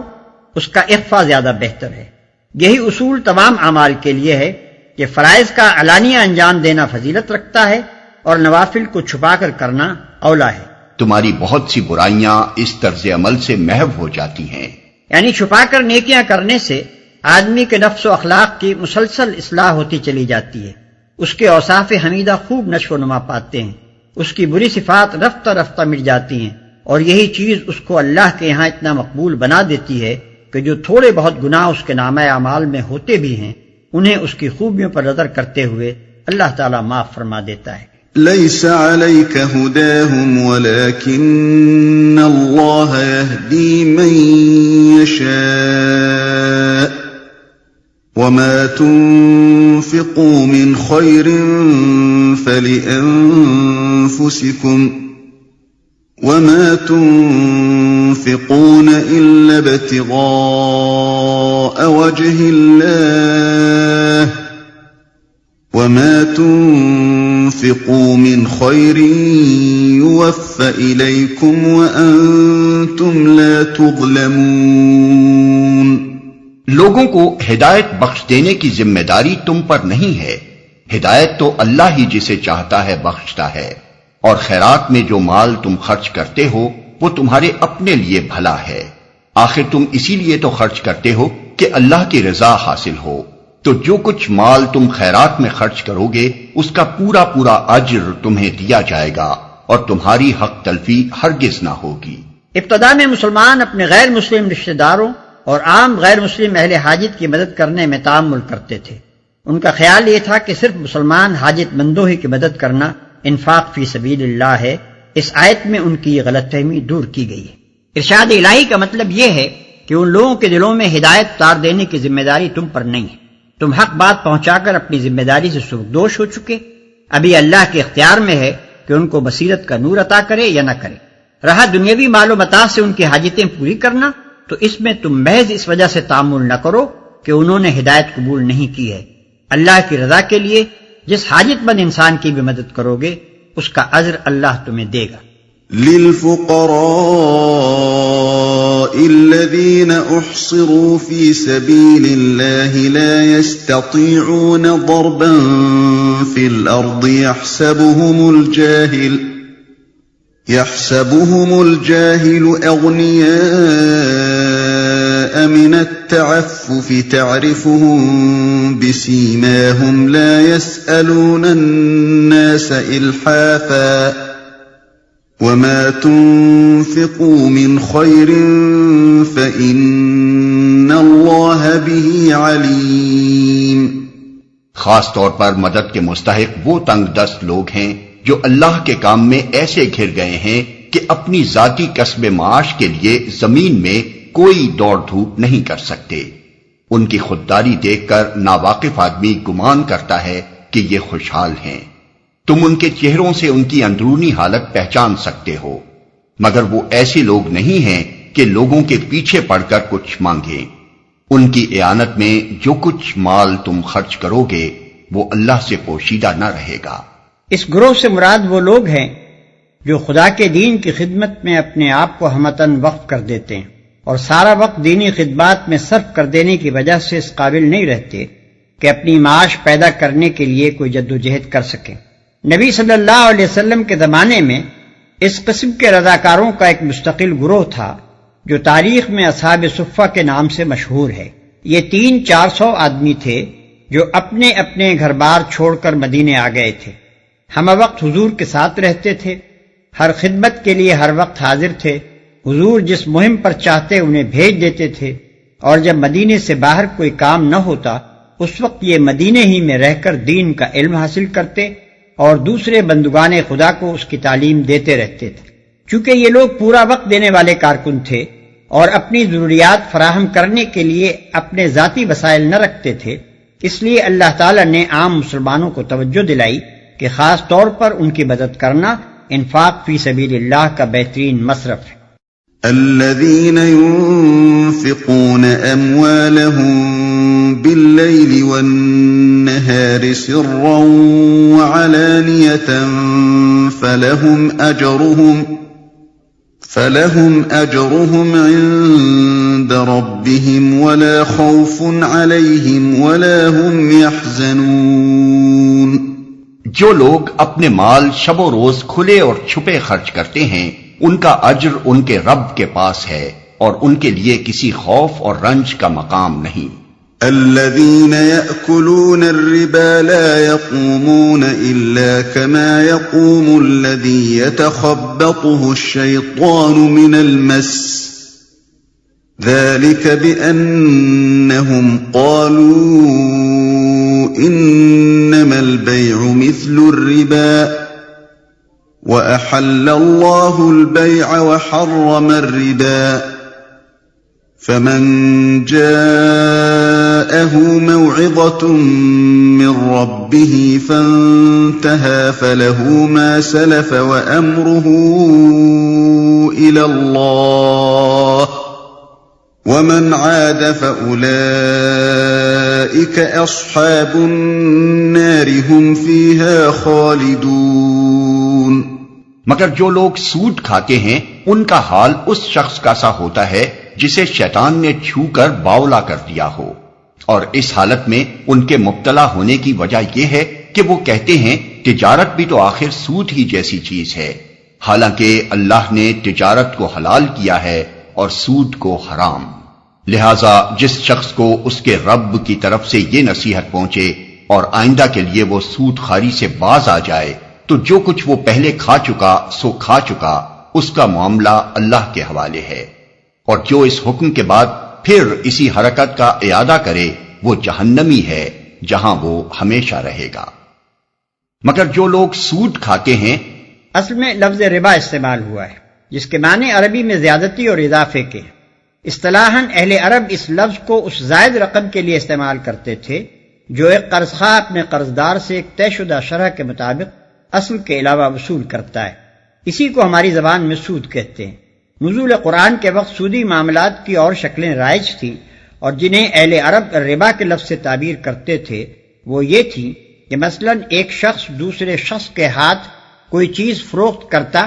اور ادائے قیمت کے لیے ایک مدت مقرر کر دیتا۔ اگر وہ مدت گزر جاتی اور قیمت ادا نہ ہوتی تو پھر وہ مزید مہلت دیتا اور قیمت میں اضافہ کر دیتا۔ یا مثلاً ایک شخص دوسرے شخص کو قرض دیتا اور اس سے طے کر لیتا کہ اتنی مدت میں اتنی رقم اصل سے زائد ادا کرنی ہوگی۔ یا مثلاً قرض خواہ اور قرضدار کے درمیان ایک خاص مدت کے لیے ایک شرح طے ہو جاتی تھی، اور اگر اس مدت میں اصل رقم میں اضافے کے ادا نہ ہوتی تو مزید مہلت پہلے سے زائد شرح پر دی جاتی تھی۔ اسی نوعیت کے معاملات کا حکم یہاں بیان کیا جا رہا ہے۔ ان کا حال اس شخص کا سا ہوتا ہے جسے شیطان نے چھو کر باولا کر دیا ہو۔ اہل عرب دیوانے آدمی کو مجنون یعنی آصف زدہ کے لفظ سے تعبیر کرتے تھے، اور جب کسی شخص کے متعلق یہ کہنا ہوتا کہ وہ پاگل ہو گیا ہے تو یوں کہتے کہ اسے جن لگ گیا ہے۔ اسی محاورے کو استعمال کرتے ہوئے قرآن سودخوار کو اس شخص سے تشبیہ دیتا ہے جو مخبوط الحواس ہو گیا ہو، یعنی جس طرح وہ شخص عقل سے خارج ہو کر غیر معتدل حرکات کرنے لگتا ہے، اسی طرح سودخوار بھی روپے کے پیچھے دیوانہ ہو جاتا ہے اور اپنی خود غرضی کے جنون میں کچھ پرواہ نہیں کرتا کہ اس کی سودخواری سے کس کس طرح انسانی محبت، اخوت اور ہمدردی کی جڑیں کٹ رہی ہیں، اجتماعی فلاح و بہبود پر کس قدر تباہ کن اثر پڑ رہا ہے، اور کتنے لوگوں کی بدحالی سے وہ اپنی خوشحالی کا سامان کر رہا ہے۔ یہ اس کی دیوانگی کا حال اس دنیا میں ہے، اور چونکہ آخرت میں انسان اسی حالت میں اٹھایا جائے گا جس حالت پر اس نے دنیا میں جان دی ہے، اس لیے سودخوار آدمی قیامت کے روز ایک باولے مخبوط الحواس انسان کی صورت میں اٹھے گا۔ تجارت بھی تو آخر سود ہی جیسی چیز ہے، یعنی ان کے نظریے کی خرابی یہ ہے کہ تجارت میں اصل لاگت پر جو منافع لیا جاتا ہے اس کی نوعیت اور سود کی نوعیت کا فرق وہ نہیں سمجھتے، اور دونوں کو ایک ہی قسم کی چیز سمجھ کر یوں استدلال کرتے ہیں کہ جب تجارت میں لگے ہوئے روپے کا منافع جائز ہے تو قرض پر دیے ہوئے روپے کا منافع کیوں ناجائز ہو۔ اسی طرح کے دلائل موجودہ زمانے کے سودخوار بھی سود کے حق میں پیش کرتے ہیں۔ وہ کہتے ہیں کہ ایک شخص جس روپے سے خود فائدہ اٹھا سکتا تھا اسے وہ قرض پر دوسرے شخص کے حوالے کرتا ہے، وہ دوسرا شخص بھی بہرحال اس سے فائدہ ہی اٹھاتا ہے، پھر آخر کیا وجہ ہے کہ قرض دینے والے کے روپے سے جو فائدہ قرض لینے والا اٹھا رہا ہے اس میں سے ایک حصہ وہ قرض دینے والے کو نہ ادا کرے۔ مگر یہ لوگ اس بات پر غور نہیں کرتے کہ دنیا میں جتنے کاروبار ہیں، خواہ وہ تجارت کے ہوں یا صنعت و حرفت کے یا زراعت کے، اور خواہ انہیں آدمی صرف اپنی محنت سے کرتا ہو یا اپنے سرمایہ اور محنت ہر دو سے، ان میں سے کوئی بھی ایسا نہیں ہے جس میں آدمی نقصان کا خطرہ یعنی رسک مول نہ لیتا ہو، اور جس میں آدمی کے لیے لازماً ایک مقرر منافع کی ضمانت ہو۔ پھر آخر پوری کاروباری دنیا میں ایک قرض دینے والا سرمایہ دار ہی ایسا کیوں ہو جو نقصان کے خطرے سے بچ کر ایک مقرر اور لازمی منافع کا حقدار قرار پائے۔ غیر نفع بخش اغراض کے لیے قرض لینے والے کا معاملہ تھوڑی دیر کے لیے چھوڑ دیجیے، اور شرح کی کمی بیشی کے مسئلے سے بھی قطع نظر کر لیجئے، معاملہ اسی قرض کا صحیح جو نفع بخش کاموں میں لگانے کے لیے لیا جائے، اور شرح بھی تھوڑی ہی صحیح۔ سوال یہ ہے کہ جو لوگ ایک کاروبار میں اپنا وقت، اپنی محنت، اپنی قابلیت اور اپنا سرمایہ رات دن کھپا رہے ہیں، اور جن کی سعی و کوشش کے بل پر ہی اس کاروبار کا برابر ہونا موقوف ہے، ان کے لیے تو ایک مقرر منافع کی ضمانت نہ ہو، بلکہ نقصان کا سارا خطرہ بالکل انہی کے سر ہو، مگر جس نے صرف اپنا روپیہ انہیں قرض دے دیا ہو وہ بے خطر ایک طے شدہ منافع وصول کرتا چلا جائے۔ آخر یہ کس عقل، کس منطق، کس اصول انصاف اور کس اصول معاشیات کی روح سے درست ہے؟ اور یہ کس بنا پر صحیح ہے کہ ایک شخص ایک کارخانے کو 20 سال کے لیے ایک رقم قرض دے اور آج ہی یہ طے کر لے کہ آئندہ 20 سال تک وہ برابر 5% سالانہ کے حساب سے اپنا منافع لینے کا حقدار ہوگا، حالانکہ وہ کارخانہ جو مال تیار کرتا ہے اس کے متعلق کسی کو بھی نہیں معلوم کہ مارکیٹ میں اس کی قیمتوں کے اندر آئندہ 20 سال میں کتنا اتار چڑھاؤ ہوگا۔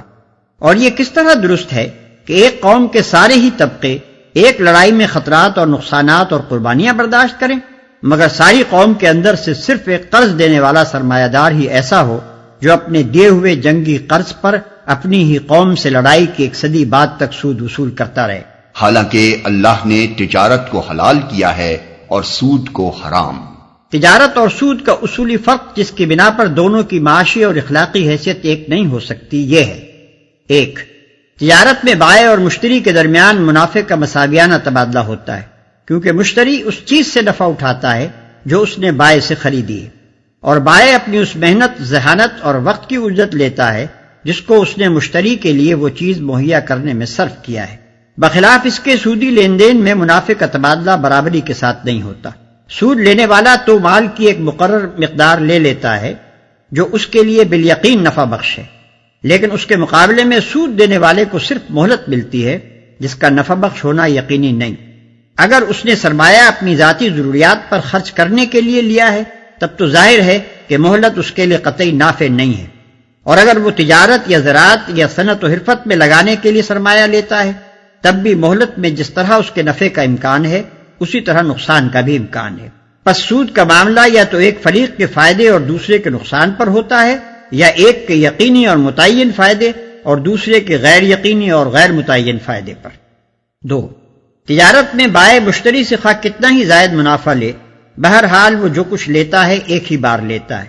لیکن سود کے معاملے میں مال دینے والا اپنے مال پر مسلسل منافع وصول کرتا رہتا ہے، اور وقت کی رفتار کے ساتھ ساتھ اس کا منافع بڑھتا چلا جاتا ہے۔ مدیون نے اس کے مال سے خواہ کتنا ہی فائدہ حاصل کیا ہو، بہر طور اس کا فائدہ ایک خاص حد تک ہی ہوگا، مگر دائن اس فائدے کے بدلے میں جو نفع اٹھاتا ہے اس کے لیے کوئی حد نہیں۔ ہو سکتا ہے کہ وہ مدیون کی پوری کمائی اس کے تمام وسائل معیشت حتیٰ کہ اس کے تن کے کپڑے اور گھر کے برتن تک ہضم کر لے، اور پھر بھی اس کا مطالبہ باقی رہ جائے۔ 3. تجارت میں شے اور اس کی قیمت کا تبادلہ ہونے کے ساتھ ہی معاملہ ختم ہو جاتا ہے، اس کے بعد مشتری کو کوئی چیز بائع کو واپس دینی نہیں ہوتی۔ مکان یا زمین یا سامان کے کرائے میں اصل شے جس کے استعمال کا معاوضہ دیا جاتا ہے صرف نہیں ہوتی بلکہ برقرار رہتی ہے، اور بجنسی ہی مالک جائیداد کو واپس دے دی جاتی ہے۔ لیکن سود کے معاملے میں قرض دار سرمایہ کو صرف کر چکتا ہے، اور پھر اس کو وہ صرف شدہ مال دوبارہ پیدا کر کے اضافے کے ساتھ واپس دینا ہوتا ہے۔ 4. تجارت و صنعت و حرفت اور زراعت میں انسان محنت، ذہانت اور وقت صرف کر کے اس کا فائدہ لیتا ہے، مگر سودی کاروبار میں وہ محض اپنا ضرورت سے زائد مال دے کر بلا کسی محنت و مشقت کے دوسروں کی کمائی میں شریک غالب بن جاتا ہے۔ اس کی حیثیت اصطلاحی شریک کی نہیں ہوتی جو نفع اور نقصان دونوں میں شریک ہوتا ہے، اور نفع میں جس کی شرکت نفع کے تناسب سے ہوتی ہے، بلکہ وہ ایسا شریک ہوتا ہے جو بلا لحاظ نفع و نقصان اور بلا لحاظ تناسب نفع اپنے طے شدہ منافع کا دعوے دار ہوتا ہے۔ ان وجوہ سے تجارت کی معاشی حیثیت اور سود کی معاشی حیثیت میں اتنا عظیم الشان فرق ہو جاتا ہے کہ تجارت انسانی تمدن کی تعمیر کرنے والی قوت بن جاتی ہے، اور اس کے برعکس سود اس کی تخریب کرنے کا موجب بنتا ہے۔ پھر اخلاقی حیثیت سے یہ سود کی عین فطرت ہے کہ وہ افراد میں بخل، خود غرضی، شقاوت، بے رحمی اور زر پرستی کی صفات پیدا کر دیتا ہے، اور ہمدردی و امداد باہمی کی روح کو فنا کر دیتا ہے۔ اس بنا پر سود معاشی اور اخلاقی دونوں حیثیتوں سے نوع انسانی کے لیے تباہ کن ہے۔ اس کا معاملہ اللہ کے حوالے ہے۔ یہ نہیں فرمایا کہ جو کچھ اس نے کھا لیا اسے اللہ معاف کر دے گا، بلکہ ارشاد یہ ہو رہا ہے کہ اس کا معاملہ اللہ کے حوالے ہے۔ اس فقرے سے معلوم ہوتا ہے کہ جو کھا چکا سو کھا چکا کہنے کا مطلب یہ نہیں ہے کہ جو کھا چکا اسے معاف کر دیا گیا، بلکہ اس سے محض قانونی رعایت مراد ہے۔ یعنی جو سود پہلے کھایا جا چکا ہے اسے واپس دینے کا قانوناً مطالبہ نہیں کیا جائے گا، کیونکہ اگر اس کا مطالبہ کیا جائے تو مقدمات کا ایک لامتناہی سلسلہ شروع ہو جائے جو کہیں جا کر ختم نہ ہو، مگر اخلاقی حیثیت سے اس مال کی نجاست بدستور باقی رہے گی جو کسی شخص نے سودی کاروبار سے سمیٹا ہو۔ اگر وہ حقیقت میں خدا سے ڈرنے والا ہوگا اور اس کا معاشی و اخلاقی نقطہ نظر واقعی اسلام قبول کرنے سے تبدیل ہو چکا ہوگا تو وہ خود اپنی اس دولت کو جو حرام ذرائع سے آئی تھی اپنی ذات پر خرچ کرنے سے پرہیز کرے گا اور کوشش کرے گا کہ جہاں تک ان حقداروں کا پتہ چلایا جا سکتا ہے جن کا مال اس کے پاس ہے اس حد تک ان کا مال انہیں واپس کر دیا جائے، اور جس حصہ مال کے مستحقین کی تحقیق نہ ہو سکے اسے اجتماعی فلاح و بہبود پر صرف کیا جائے۔ یہی عمل اسے خدا کی سزا سے بچا سکے گا۔ رہا وہ شخص جو پہلے کمائے ہوئے مال سے بدستور لطف اٹھاتا رہے تو بعید نہیں کہ وہ اپنی اس حرام خوری کی سزا پا کر رہے۔ يمحق الله الربا ويربي الصدقات والله لا يحب كل كفار أثيم۔ اللہ سود کا مٹھ مار دیتا ہے اور صدقات کو نشو و نما دیتا ہے، اور اللہ کسی ناشکرے بد عمل انسان کو پسند نہیں کرتا، اور صدقات کو نشو و نما دیتا ہے۔ اس آیت میں ایک ایسی صداقت بیان کی گئی ہے جو اخلاقی اور روحانی حیثیت سے بھی سراسر حق ہے اور معاشی و تمدنی حیثیت سے بھی۔ اگرچہ بظاہر سود سے دولت بڑھتی نظر آتی ہے اور صدقات سے گھٹتی ہوئی محسوس ہوتی ہے، لیکن در حقیقت معاملہ اس کے برعکس ہے۔ خدا کا قانون فطرت یہی ہے کہ سود اخلاقی و روحانی اور معاشی و تمدنی ترقی میں نہ صرف مانع ہوتا ہے بلکہ تنزل کا ذریعہ بنتا ہے، اور اس کے برعکس صدقات سے جن میں قرض حسن بھی شامل ہے اخلاق و روحانیت اور تمدن و معیشت ہر چیز کو نشو و نما نصیب ہوتا ہے۔ اخلاقی و روحانی حیثیت سے دیکھیے تو یہ بات بالکل واضح ہے کہ سود دراصل خود غرضی، بخل، تنگ دلی اور سنگ دلی جیسی صفات کا نتیجہ ہے، اور وہ انہی صفات کو انسان میں نشو و نما بھی دیتا ہے۔ اس کے برعکس صدقات نتیجہ ہیں فیاضی، ہمدردی، فراخ دلی اور عالی ظرفی جیسی صفات کا، اور صدقات پر عمل کرتے رہنے سے یہی صفات انسان کے اندر پرورش پاتی ہیں۔ کون ہے جو اخلاقی صفات کے ان دونوں مجموعوں میں سے پہلے مجموعے کو بدترین اور دوسرے کو بہترین نہ مانتا؟ تمدنی حیثیت سے دیکھیے تو بادنا تعامل یہ بات ہر شخص کی سمجھ میں آ جائے گی کہ جس سوسائٹی میں افراد ایک دوسرے کے ساتھ خود غرضی کا معاملہ کریں، کوئی شخص اپنی ذاتی غرض اور اپنے ذاتی فائدے کے بغیر کسی کے کام نہ آئے، ایک آدمی کی حاجت مندی کو دوسرا آدمی اپنے لیے نفع اندوزی کا موقع سمجھے اور اس کا پورا فائدہ اٹھائے، اور مالدار طبقوں کا مفاد عامت الناس کے مفاد کی ضد ہو جائے، ایسی سوسائٹی کبھی مستحکم نہیں ہو سکتی۔ اس کے افراد میں آپس کی محبت کے بجائے باہمی بغض و حسد اور بے دردی و بے تعلقی نشو و نما پائے گی۔ اس کے اجزاء ہمیشہ انتشار و پراگندگی کی طرف مائل رہیں گے، اور اگر دوسرے اسباب بھی صورتحال کے لیے مددگار ہو جائیں تو ایسی سوسائٹی کے اجزاء کا باہم متصادم ہو جانا بھی کچھ مشکل نہیں ہے۔ اس کے برعکس جس سوسائٹی کا اجتماعی نظام آپس کی ہمدردی پر مبنی ہو، جس کے افراد ایک دوسرے کے ساتھ فیاضی کا معاملہ کریں، جس میں ہر شخص دوسرے کی حاجت کے موقع پر فراخ دلی کے ساتھ مدد کا ہاتھ بڑھائے، اور جس میں باوسیلہ لوگ بے وسیلہ لوگوں سے ہمدردانہ اعانت یا کم از کم منصفانہ تعاون کا طریقہ برتیں، ایسی سوسائٹی میں آپس کی محبت، خیر خواہی اور دلچسپی نشو و نما پائے گی۔ اس کے اجزاء ایک دوسرے کے ساتھ پیوستہ اور ایک دوسرے کے پشتیبان ہوں گے، اس میں اندرونی نزاع و تصادم کو راہ پانے کا موقع نہ مل سکے گا، اس میں باہمی تعاون اور خیر خواہی کی وجہ سے ترقی کی رفتار پہلی قسم کی سوسائٹی کے بنسبت بہت زیادہ تیز ہوگی۔ اب معاشی حیثیت سے دیکھیے، معاشیات کے نقطہ نظر سے سودی قرض کی دو قسمیں ہیں۔ ایک وہ قرض جو اپنی ذاتی ضروریات پر خرچ کرنے کے لیے مجبور اور حاجت مند لوگ لیتے ہیں، دوسرا وہ قرض جو تجارت اور صنعت و حرفت اور زراعت وغیرہ کاموں پر لگانے کے لیے پیشہ ور لوگ لیتے ہیں۔ ان میں سے پہلی قسم کے قرض کو تو ایک دنیا جانتی ہے کہ اس پر سود وصول کرنے کا طریقہ نہایت تباہ کن ہے۔ دنیا کا کوئی ملک ایسا نہیں ہے جس میں مہاجن افراد اور مہاجنی ادارے اس ذریعے سے غریب مزدوروں، کاشتکاروں اور قلیل المعاش عوام کا خون نہ چوس رہے ہوں۔ سود کی وجہ سے اس قسم کا قرض ادا کرنا ان لوگوں کے لیے سخت مشکل بلکہ بسا اوقات ناممکن ہو جاتا ہے۔ پھر ایک قرض کو ادا کرنے کے لیے وہ دوسرا اور تیسرا قرض لیتے چلے جاتے ہیں۔ اصل رقم سے کئی گنا سود دے چکنے پر بھی اصل رقم جوں کی توں باقی رہتی ہے۔ محنت پیشہ آدمی کی آمدنی کا بیشتر حصہ مہاجن لے جاتا ہے، اور اس غریب کی اپنی کمائی میں سے اس کے پاس اپنا اور اپنے بچوں کا پیٹ پالنے کے لیے بھی کافی روپیہ نہیں بچتا۔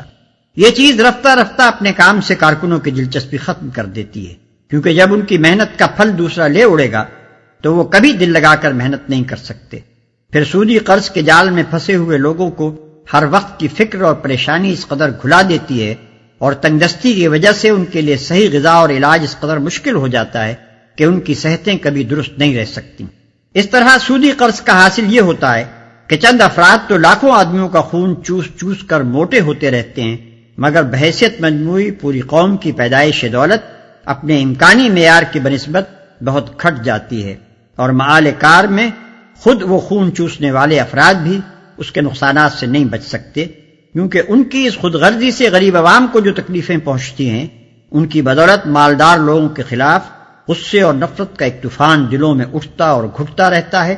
اور کسی انقلابی ہیجان کے موقع پر جب یہ آتش فشاں پھٹتا ہے تو ان ظالم مالداروں کو اپنے مال کے ساتھ اپنی جان اور آبرو تک سے ہاتھ دھونا پڑ جاتا ہے۔ رہا دوسری قسم کا قرض جو کاروبار میں لگانے کے لیے لیا جاتا ہے، تو اس پر ایک مقررہ شرح سود کے عائد ہونے سے جو بے شمار نقصانات پہنچتے ہیں، ان میں سے چند نمایاں ترین یہ ہیں۔ ایک، جو کام رائج الوقت شرح سود کے برابر نفع نہ لا سکتے ہوں، چاہے ملک اور قوم کے لیے کتنے ہی ضروری اور مفید ہوں، ان پر لگانے کے لیے روپیہ نہیں ملتا، اور ملک کے تمام مالی وسائل کا بہاؤ ایسے کاموں کی طرف ہو جاتا ہے جو بازار کی شرح سود کے برابر یا اس سے زیادہ نفع لا سکتے ہوں، چاہے اجتماعی حیثیت سے ان کی ضرورت اور ان کا فائدہ بہت کم ہو یا کچھ بھی نہ ہو۔ دو، جن کاموں کے لیے سود پر سرمایہ ملتا ہے، خواہ وہ تجارتی کام ہو یا صنعتی یا زراعتی، ان میں سے کوئی بھی ایسا نہیں ہے جس میں اس امر کی ضمانت موجود ہو کہ ہمیشہ تمام حالات میں اس کا منافع ایک مقرر میعاد مثلا 5، 6 یا 10% تک یا اس سے اوپر ہی رہے گا اور کبھی اس سے نیچے نہیں گرے گا۔ اس کی ضمانت ہونا تو درکنار، کسی کاروبار میں سرے سے اسی بات کی کوئی ضمانت موجود نہیں ہے کہ اس میں ضرور منافع ہی ہوگا، نقصان کبھی نہ ہوگا۔ لہذا کسی کاروبار میں ایسے سرمایہ کا لگنا جس پر سرمایہ دار کو ایک مقررہ شرح کے مطابق منافع دینے کی ضمانت دی گئی ہو، نقصان اور خطرے کے پہلوؤں سے کبھی خالی نہیں ہو سکتا۔ 3، چونکہ سرمایہ دینے والا کاروبار کے نفع و نقصان میں شریک نہیں ہوتا بلکہ صرف منافع، اور وہ بھی ایک مقرر شرح منافع کی ضمانت پر روپیہ دیتا ہے، اس وجہ سے کاروبار کی بھلائی اور برائی سے اس کو کسی قسم کی دلچسپی نہیں ہوتی۔ وہ انتہائی خود غرضی کے ساتھ صرف اپنے منافع پر نگاہ رکھتا ہے، اور جب کبھی اسے ذرا سا اندیشہ لاحق ہو جاتا ہے کہ منڈی پر کساد بازاری کا حملہ ہونے والا ہے تو وہ سب سے پہلے اپنا روپیہ کھینچنے کی فکر کرتا ہے۔ اس طرح کبھی تو محض اس کے خود غرضانہ اندیشوں ہی کی بدولت دنیا پر کساد بازاری کا واقعی حملہ ہو جاتا ہے، اور کبھی اگر دوسرے اسباب سے کساد بازاری آ گئی ہو تو سرمایہ دار کی خود غرضی اس کو بڑھا کر انتہائی تباہ کن حد تک پہنچا دیتی ہے۔ سود کے یہ 3 نقصانات تو ایسے سری ہیں کہ کوئی شخص جو علم المعیشت سے تھوڑا سا مس بھی رکھتا ہو ان کا انکار نہیں کر سکتا۔ اس کے بعد یہ مانے بغیر کیا چارہ ہے کہ فی الواقع اللہ تعالیٰ کے قانون فطرت کی روح سے سود معاشی دولت کو بڑھاتا نہیں بلکہ گھٹاتا ہے۔ اب ایک نظر صدقات کے معاشی اثرات و نتائج کو بھی دیکھ لیجیے۔ اگر سوسائٹی کے خوشحال افراد کا طریقہ کار یہ ہو کہ وہ اپنی حیثیت کے مطابق پوری فراخ دلی کے ساتھ اپنی اور اپنے اہل و عیال کی ضروریات خریدیں، پھر جو روپیہ ان کے پاس ان کی ضرورت سے زیادہ بچے اسے غریبوں میں بانٹ دیں تاکہ وہ بھی اپنی ضروریات خرید سکیں، پھر اس پر بھی جو روپیہ بچ جائے اسے یا تو کاروباری لوگوں کو بلا سود قرض دیں یا شرکت کے اصول پر ان کے ساتھ نفع و نقصان میں حصہ دار بن جائیں یا حکومت کے پاس جمع کر دیں کہ وہ اجتماعی خدمات کے لیے ان کو استعمال کرے، تو ہر شخص تھوڑے سے غور و فکر ہی سے اندازہ کر سکتا ہے کہ ایسی سوسائٹی میں تجارت اور صنعت اور زراعت ہر چیز کو بے انتہا فروغ حاصل ہوگا، اس کے عام افراد کی خوشحالی کا معیار بلند ہوتا چلا جائے گا، اور اس میں بحیثیت مجموعی دولت کی پیداوار اس سوسائٹی کی بنسبت بدرجہ زیادہ ہوگی جس کے اندر سود کا رواج ہو۔ اور اللہ کسی ناشکر بدعمل انسان کو پسند نہیں کرتا۔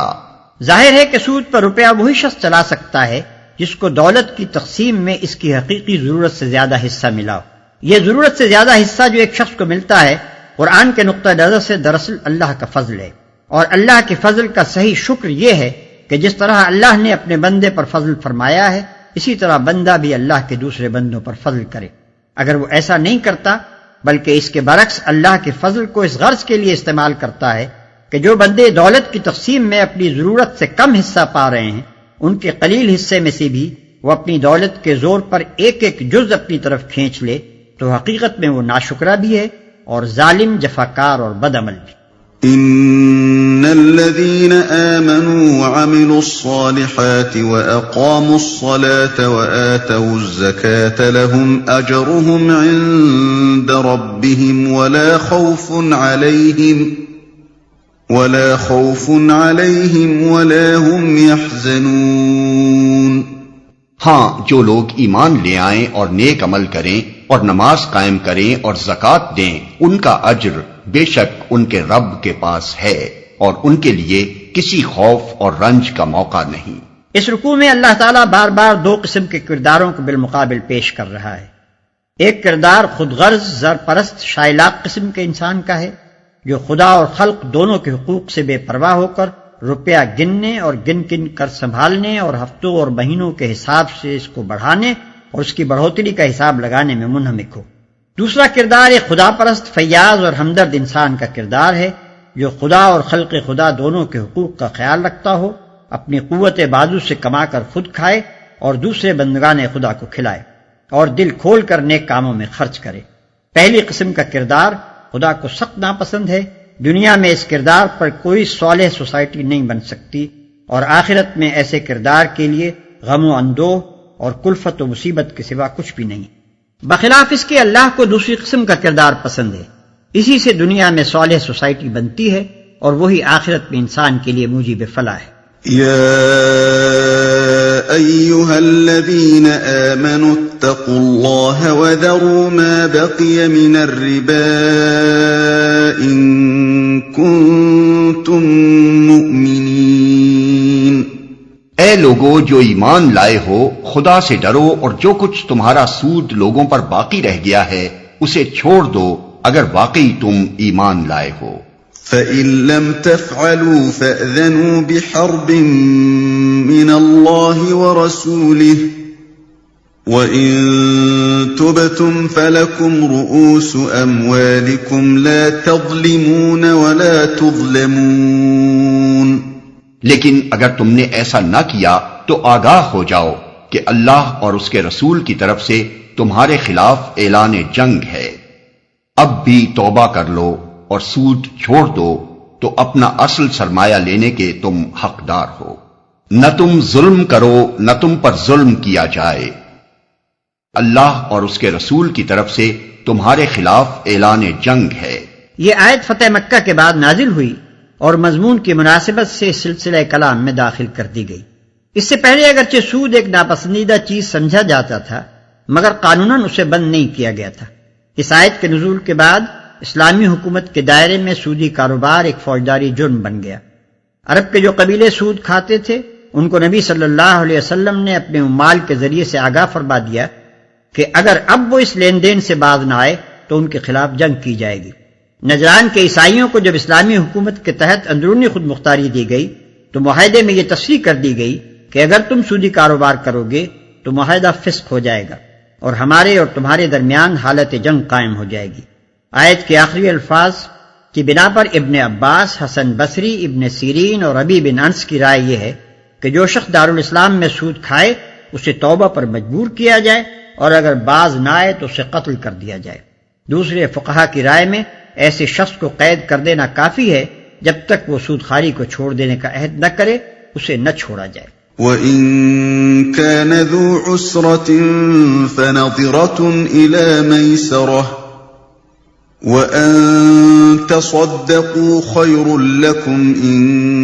كُنتُمْ تَعْلَمُونَ۔ تمہارا قرضدار تنگ دست ہو تو ہاتھ کھلنے تک اسے مہلت دو، اور جو صدقہ کر دو تو یہ تمہارے لیے زیادہ بہتر ہے اگر تم سمجھو۔ اسی آیت سے شریعت میں یہ حکم نکالا گیا ہے کہ جو شخص ادائے قرض سے عاجز ہو گیا ہو، اسلامی عدالت اس کے قرض خواہوں کو مجبور کرے گی کہ اسے مہلت دیں اور بعض حالات میں وہ پورا قرض یا قرض کا ایک حصہ معاف بھی کرانے کی مجاز ہوگی۔ حدیث میں آتا ہے کہ ایک شخص کے کاروبار میں گھاٹا آ گیا اور اس پر قرضوں کا بار بہت چڑھ گیا۔ معاملہ نبی صلی اللہ علیہ وسلم کے پاس آیا۔ آپ نے لوگوں سے اپیل کی کہ اپنے اس بھائی کی مدد کرو۔ چنانچہ بہت سے لوگوں نے اس کو مالی امداد دی، مگر قرضے پھر بھی صاف نہ ہو سکے۔ تب آپ نے اس کے قرض خواہوں سے فرمایا کہ جو کچھ حاضر ہے بس وہی لے کر اسے چھوڑ دو، اس سے زیادہ تمہیں نہیں دلوایا جا سکتا۔ فقہا نے تصریح کی ہے کہ ایک شخص کے رہنے کا مکان، کھانے کے برتن، پہننے کے کپڑے اور وہ آلات جن سے وہ اپنی روزی کماتا ہو کسی حالت میں قرق نہیں کیے جا سکتے۔ وَاتَّقُوا يَوْمًا تُرْجَعُونَ فِيهِ إِلَى اللَّهِ ثُمَّ تُوَفَّى كُلُّ نَفْسٍ مَا كَسَبَتْ وَهُمْ لَا يُظْلَمُونَ۔ اس دن کی رسوائی و مصیبت سے بچو جبکہ تم اللہ کی طرف واپس ہوگے، وہاں ہر شخص کو اس کی کمائی ہوئی نیکی یا بدی کا پورا پورا بدلہ مل جائے گا اور کسی پر ظلم ہرگز نہ ہوگا۔ يَا أَيُّهَا الَّذِينَ آمَنُوا إِذَا تَدَايَنتُم بِدَيْنٍ إِلَىٰ أَجَلٍ مُّسَمًّى فَاكْتُبُوهُ وَلْيَكْتُب بَّيْنَكُمْ كَاتِبٌ بِالْعَدْلِ ولا يأب كاتب أن يكتب كما علمه الله فليكتب وليملل الذي عليه الحق وليتق الله ربه ولا يبخس منه شيئا فإن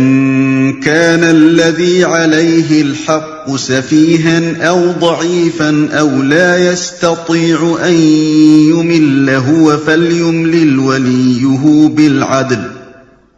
واستشهدوا شهيدين من رجالكم فإن لم يكونا رجلين فرجل وامرأتان ممن ترضون من الشهداء أن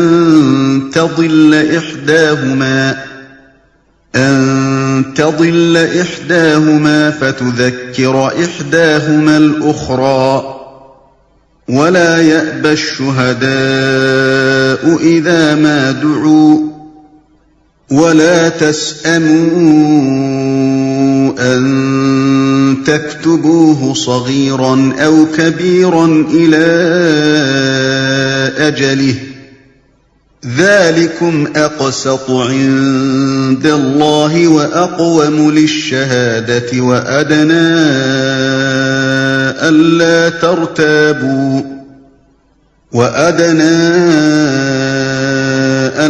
ترتابوا إلا أن تكون تجارة حاضرة تديرونها بينكم فليس عليكم جناح ألا تكتبوها وأشهدوا إذا تبايعتم ولا يضار كاتب ولا شهيد وإن تفعلوا فإنه فسوق بكم واتقوا الله ويعلمكم الله واللہ بکل شیء علیم۔ اے لوگو جو ایمان لائے ہو، جب کسی مقرر مدت کے لیے تم آپس میں قرض کا لین دین کرو تو اسے لکھ لیا کرو۔ فریقین کے درمیان انصاف کے ساتھ ایک شخص دستاویز تحریر کرے۔ جسے اللہ نے لکھنے پڑھنے کی قابلیت بخشی ہو اسے لکھنے سے انکار نہ کرنا چاہیے۔ وہ لکھے اور املا وہ شخص کرائے جس پر حق آتا ہے، یعنی قرض لینے والا، اور اسے اللہ اپنے رب سے ڈرنا چاہیے کہ جو معاملہ طے ہوا ہو اس میں کوئی کمی بیشی نہ کرے۔ لیکن اگر قرض لینے والا خود نادان یا ضعیف ہو یا املا نہ کرا سکتا ہو تو اس کا ولی انصاف کے ساتھ املا کرائے، پھر اپنے مردوں میں سے 2 آدمیوں کی اس پر گواہی کرا لو، اور اگر 2 مرد نہ ہوں تو ایک مرد اور 2 عورتیں ہوں تاکہ ایک بھول جائے تو دوسری اسے یاد دلا دے۔ یہ گواہ ایسے لوگوں میں سے ہونے چاہیے جن کی گواہی تمہارے درمیان مقبول ہو۔ گواہوں کو جب گواہ بننے کے لیے کہا جائے تو انہیں انکار نہ کرنا چاہیے۔ معاملہ خواہ چھوٹا ہو یا بڑا، میعاد کی تعیین کے ساتھ اس کی دستاویز لکھوا لینے میں تساہل نہ کرو۔ اللہ کے نزدیک یہ طریقہ تمہارے لیے زیادہ مبنی بر انصاف ہے۔ اس سے شہادت قائم ہونے میں زیادہ سہولت ہوتی ہے اور تمہارے شکوک و شبہات میں مبتلا ہونے کا امکان کم رہ جاتا ہے۔ ہاں، جو تجارتی لین دین دست بدست تم لوگ آپس میں کرتے ہو اس کو نہ لکھا جائے تو کوئی حرج نہیں، مگر تجارتی معاملے طے کرتے وقت گواہ کر لیا کرو۔ کاتب اور گواہ کو ستایا نہ جائے، ایسا کرو گے تو گناہ کا ارتکاب کرو گے۔ اللہ کے غضب سے بچو، وہ تم کو صحیح طریقے عمل کی تعلیم دیتا ہے اور اسے ہر چیز کا علم ہے۔ جب کسی مقرر مدت کے لیے تم آپس میں قرض کا لین دین کرو، اس سے یہ حکم نکلتا ہے کہ قرض کے معاملے میں مدت کی تعین ہونی چاہیے، تو اسے لکھ لیا کرو۔ عموماً دوستوں اور عزیزوں کے درمیان قرض کے معاملات میں دستاویز لکھنے اور گواہیاں لینے کو معیوب اور بے اعتمادی کی دلیل خیال کیا جاتا ہے، لیکن اللہ کا ارشاد یہ ہے کہ قرض اور تجارتی قراردادوں کو تحریر میں لانا چاہیے اور اس پر شہادت ثبت کرا لینی چاہیے تاکہ لوگوں کے درمیان معاملات صاف رہیں۔ حدیث میں آتا ہے کہ 3 قسم کے آدمی ایسے ہیں جو اللہ سے فریاد کرتے ہیں مگر ان کی فریاد سنی نہیں جاتی۔ ایک وہ شخص جس کی بیوی بدخلق ہو اور وہ اس کو طلاق نہ دے، دوسرا وہ شخص جو یتیم کے بالغ ہونے سے پہلے اس کا مال اس کے حوالے کر دے، تیسرا وہ شخص جو کسی کو اپنا مال قرض دے اور اس پر گواہ نہ بنائے۔ پھر اپنے مردوں میں سے 2 آدمیوں کی اس پر گواہی کرا لو۔ یعنی مسلمان مردوں میں سے اس سے معلوم ہوا کہ جہاں گواہ بنانا اختیاری فعل ہو وہاں مسلمان صرف مسلمانوں ہی کو اپنا گواہ بنائیں، البتہ ذمیوں کے گواہ ذمی بھی ہو سکتے ہیں۔ یہ گواہ ایسے لوگوں میں سے ہونے چاہیے جن کی گواہی تمہارے درمیان مقبول ہو۔ مطلب یہ ہے کہ ہر کس و ناقص گواہ ہونے کے لیے موضوع نہیں ہے، بلکہ ایسے لوگوں کو گواہ بنایا جائے جو اپنے اخلاق و دیانت کے لحاظ سے بالعموم لوگوں کے درمیان قابل اعتماد سمجھے جاتے ہوں۔ ہاں، جو تجارتی لین دین دست بدست تم لوگ آپس میں کرتے ہو اس کو نہ لکھا جائے تو کوئی حرج نہیں۔ مطلب یہ ہے کہ اگرچہ روزمرہ کی خرید و فروخت میں بھی معاملہ بے کا تحریر میں آ جانا بہتر ہے، جیسا کہ آج کل کیش میمو لکھنے کا طریقہ رائج ہے، تاہم ایسا کرنا لازم نہیں ہے۔ اسی طرح ہمسایہ تاجر ایک دوسرے سے رات دن جو لین دین کرتے رہتے ہیں اس کو بھی اگر تحریر میں نہ لایا جائے کوئی مذائقہ نہیں۔ کاتب اور گواہ کو ستایا نہ جائے۔ اس کا مطلب یہ بھی ہے کہ کسی شخص کو دستاویز لکھنے یا اس پر گواہ بننے کے لیے مجبور نہ کیا جائے، اور یہ بھی کہ کوئی فریق کاتب یا گواہ کو اس بنا پر نہ ستائے کہ وہ اس کے مفاد کے خلاف صحیح شہادت دیتا ہے۔ وَإِن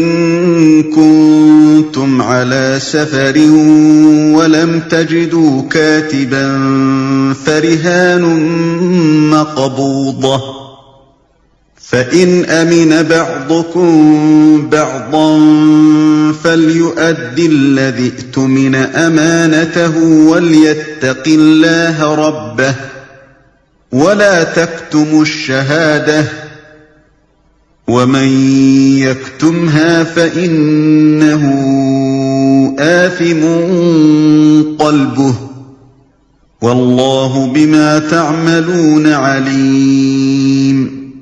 اگر تم سفر کی حالت میں ہو اور دستاویز لکھنے کے لیے کوئی کاتب نہ ملے تو رہن بالقبض پر معاملہ کرو۔ اگر تم میں سے کوئی شخص دوسرے پر بھروسہ کر کے اس کے ساتھ کوئی معاملہ کرے تو جس پر بھروسہ کیا گیا ہے اسے چاہیے کہ امانت ادا کرے اور اللہ اپنے رب سے ڈرے، اور شہادت ہرگز نہ چھپاؤ۔ جو شہادت چھپاتا ہے اس کا دل گناہ میں آلودہ ہے اور اللہ تمہارے اعمال سے بے خبر نہیں ہے۔ تو رہن بالقبض پر معاملہ کرو۔ یہ مطلب نہیں ہے کہ رہن کا معاملہ صرف سفر ہی میں ہو سکتا ہے، بلکہ ایسی صورت چونکہ زیادہ تر سفر میں پیش آتی ہے اس لیے خاص طور پر اس کا ذکر کر دیا گیا ہے۔ نیز معاملہ رہن کے لیے یہ شرط بھی نہیں ہے کہ جب دستاویز لکھنا ممکن نہ ہو صرف اسی صورت میں رہن کا معاملہ کیا جائے۔ اس کے علاوہ ایک صورت یہ بھی ہو سکتی ہے کہ جب محض دستاویز لکھنے پر کوئی قرض دینے کے لیے آمادہ نہ ہو تو قرض کا طالب اپنی کوئی چیز رہن رکھ کر روپیہ لے لے،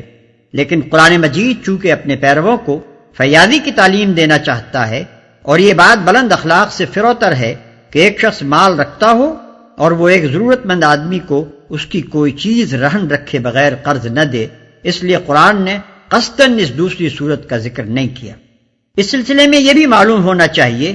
کہ رہن بالقبض کا مقصد صرف یہ ہے کہ قرض دینے والے کو اپنی قرض کی واپسی کا اطمینان ہو جائے، اسے اپنے دیے ہوئے مال کے معاوضے میں شے مرہونہ سے فائدہ اٹھانے کا حق نہیں۔ اگر کوئی شخص رہن لیے ہوئے مکان میں خود رہتا ہے یا اس کا کرایہ کھاتا ہے تو دراصل سود کھاتا ہے۔ قرض پر براہ راست سود لینے اور رہن لی ہوئی چیز سے فائدہ اٹھانے میں اصولاً کوئی فرق نہیں ہے۔ البتہ اگر کوئی جانور رہن لیا گیا ہو تو اس کا دودھ استعمال کیا جا سکتا ہے اور اس سے سواری و باربرداری کی خدمت لی جا سکتی ہے، کیونکہ یہ دراصل اس چارے کا معاوضہ ہے جو مرتہن اس جانور کو کھلاتا ہے۔ اور شہادت ہرگز نہ چھپاؤ۔ شہادت دینے سے گریز کرنا یا شہادت میں صحیح واقعات کے اظہار سے پرہیز کرنا، دونوں پر شہادت چھپانے کا اطلاق ہوتا ہے۔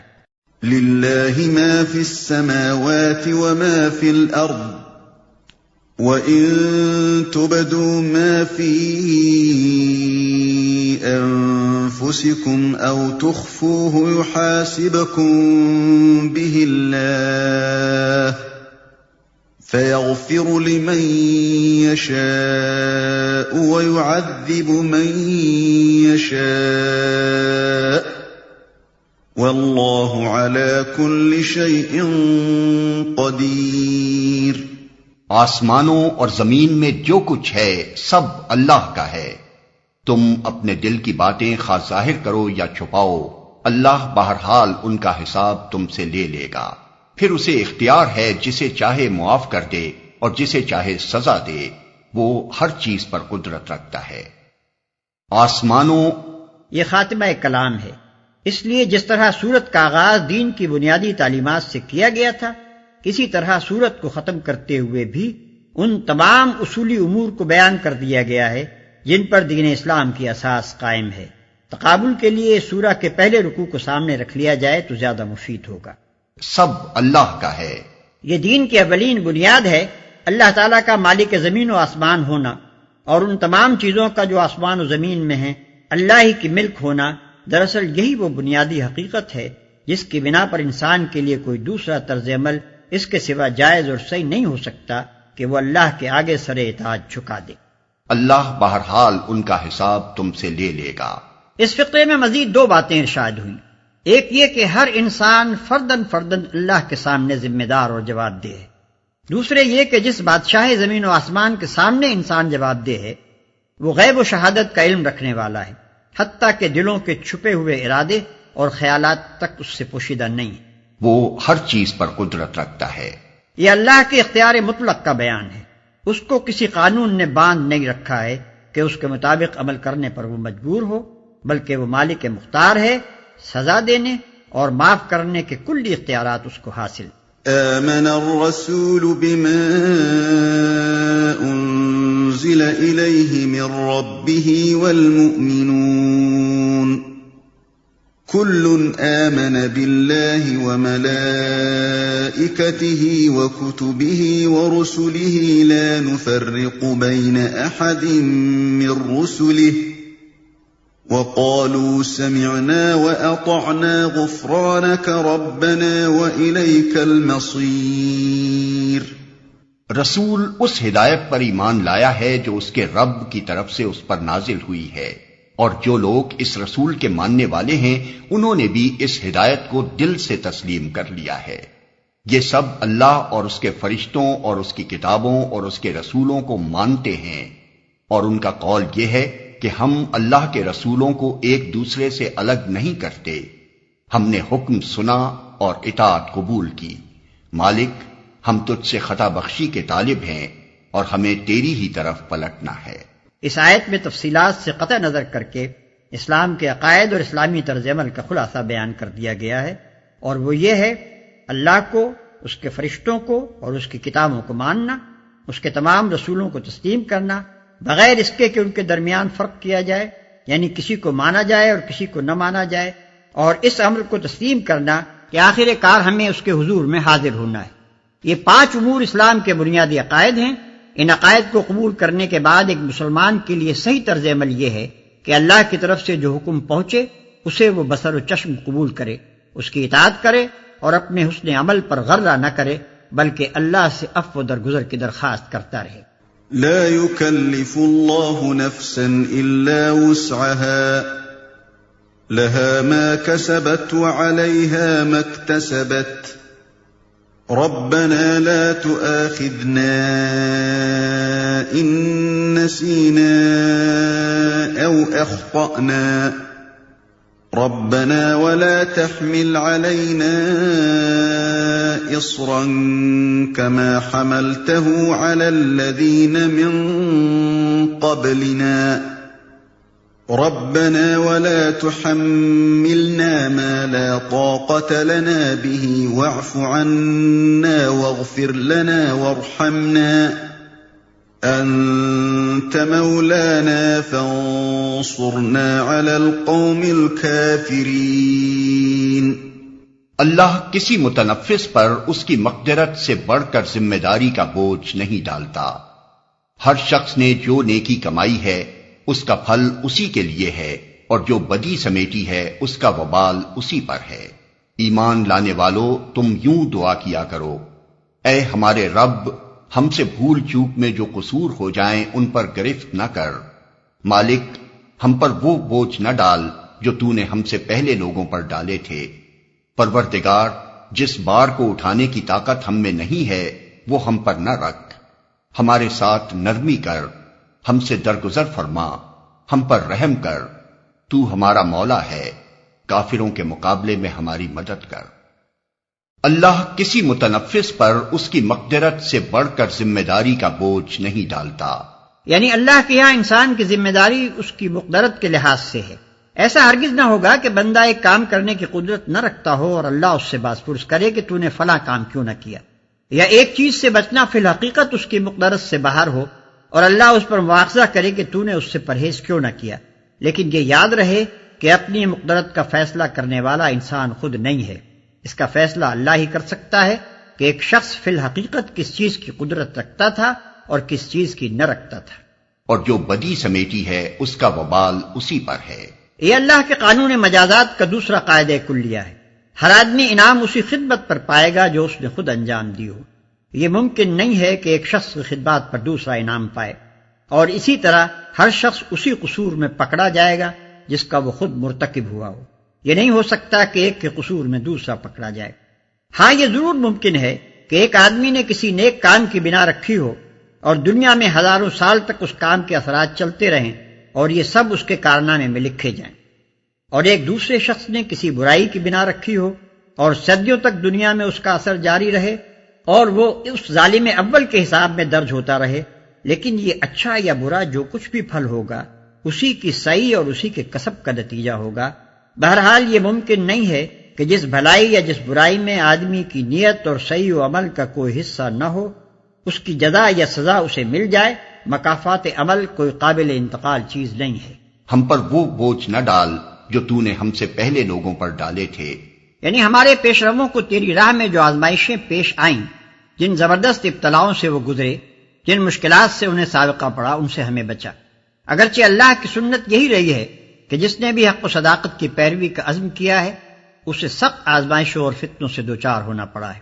اور جب آزمائشیں پیش آئیں تو مومن کا کام یہی ہے کہ پورے استقلال سے ان کا مقابلہ کرے۔ لیکن بہرحال مومن کو اللہ سے دعا یہی کرنی چاہیے کہ وہ اس کے لیے حق پرستی کی راہ کو آسان کر دے۔ جس بار کو اٹھانے کی طاقت ہم میں نہیں ہے وہ ہم پر نہ رکھ، یعنی مشکلات کا اتنا ہی بار ہم پر ڈال جسے ہم سہار لے جائیں،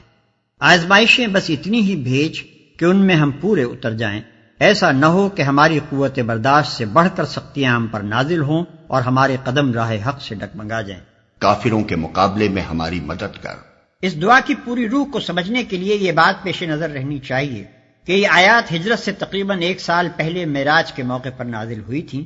جبکہ مکے میں کفر و اسلام کی کشمکش اپنی انتہا کو پہنچ چکی تھی۔ مسلمانوں پر مصائب و مشکلات کے پہاڑ ٹوٹ رہے تھے، اور صرف مکہ ہی نہیں بلکہ سرزمین عرب پر کوئی جگہ ایسی نہ تھی جہاں کسی بندہ خدا نے دین حق کی پیروی اختیار کی ہو اور اس کے لیے خدا کی سرزمین پر سانس لینا دشوار نہ کر دیا گیا ہو۔ ان حالات میں مسلمانوں کو تلقین کی گئی کہ اپنے مالک سے اس طرح دعا مانگا کرو۔ ظاہر ہے کہ دینے والا خود ہی جب مانگنے کا ڈھنگ بتائے تو ملنے کا یقین آپ سے آپ پیدا ہوتا ہے، اس لیے یہ دعا اس وقت مسلمانوں کے لیے غیر معمولی تسکین قلب کی موجب ہوئی۔ علاوہ بنی اس دعا میں ضمناً مسلمانوں کو یہ بھی تلقین کر دی گئی کہ وہ اپنے جذبات کو کسی نامناسب رخ پر نہ بہنے دیں، بلکہ انہیں اس دعا کے سانچے میں ڈھال لیں۔ ایک طرف ان روح فرسا مظالم کو دیکھیے جو محض حق پرستی کے جرم میں ان لوگوں پر توڑے جا رہے تھے، اور دوسری طرف اس دعا کو دیکھیے جس میں دشمنوں کے خلاف کسی تلخی کا شائبہ تک نہیں۔ ایک طرف ان جسمانی تکلیفوں اور مالی نقصانات کو دیکھیے جن میں یہ لوگ مبتلا تھے، اور دوسری طرف اس دعا کو دیکھیے جس میں کسی دنیاوی مفاد کی طلب کا ادنا نشان تک نہیں ہے۔ ایک طرف ان حق پرستوں کی انتہائی خستہ حالی کو دیکھیے، اور دوسری طرف ان بلند اور پاکیزہ جذبات کو دیکھیے جن سے یہ دعا لبریز ہے۔ اس تقابل ہی سے صحیح اندازہ ہو سکتا ہے کہ اس وقت اہل ایمان کو کس طرز کی اخلاقی اور روحانی تربیت دی جا رہی تھی۔ سید ابو العلا مودودی کی مارکۃ الآراء تصنیف تفہیم القرآن کی یہ سی ڈی ادارہ ترجمان القرآن کے لیے سماع و بصر نے تیار کی ہے۔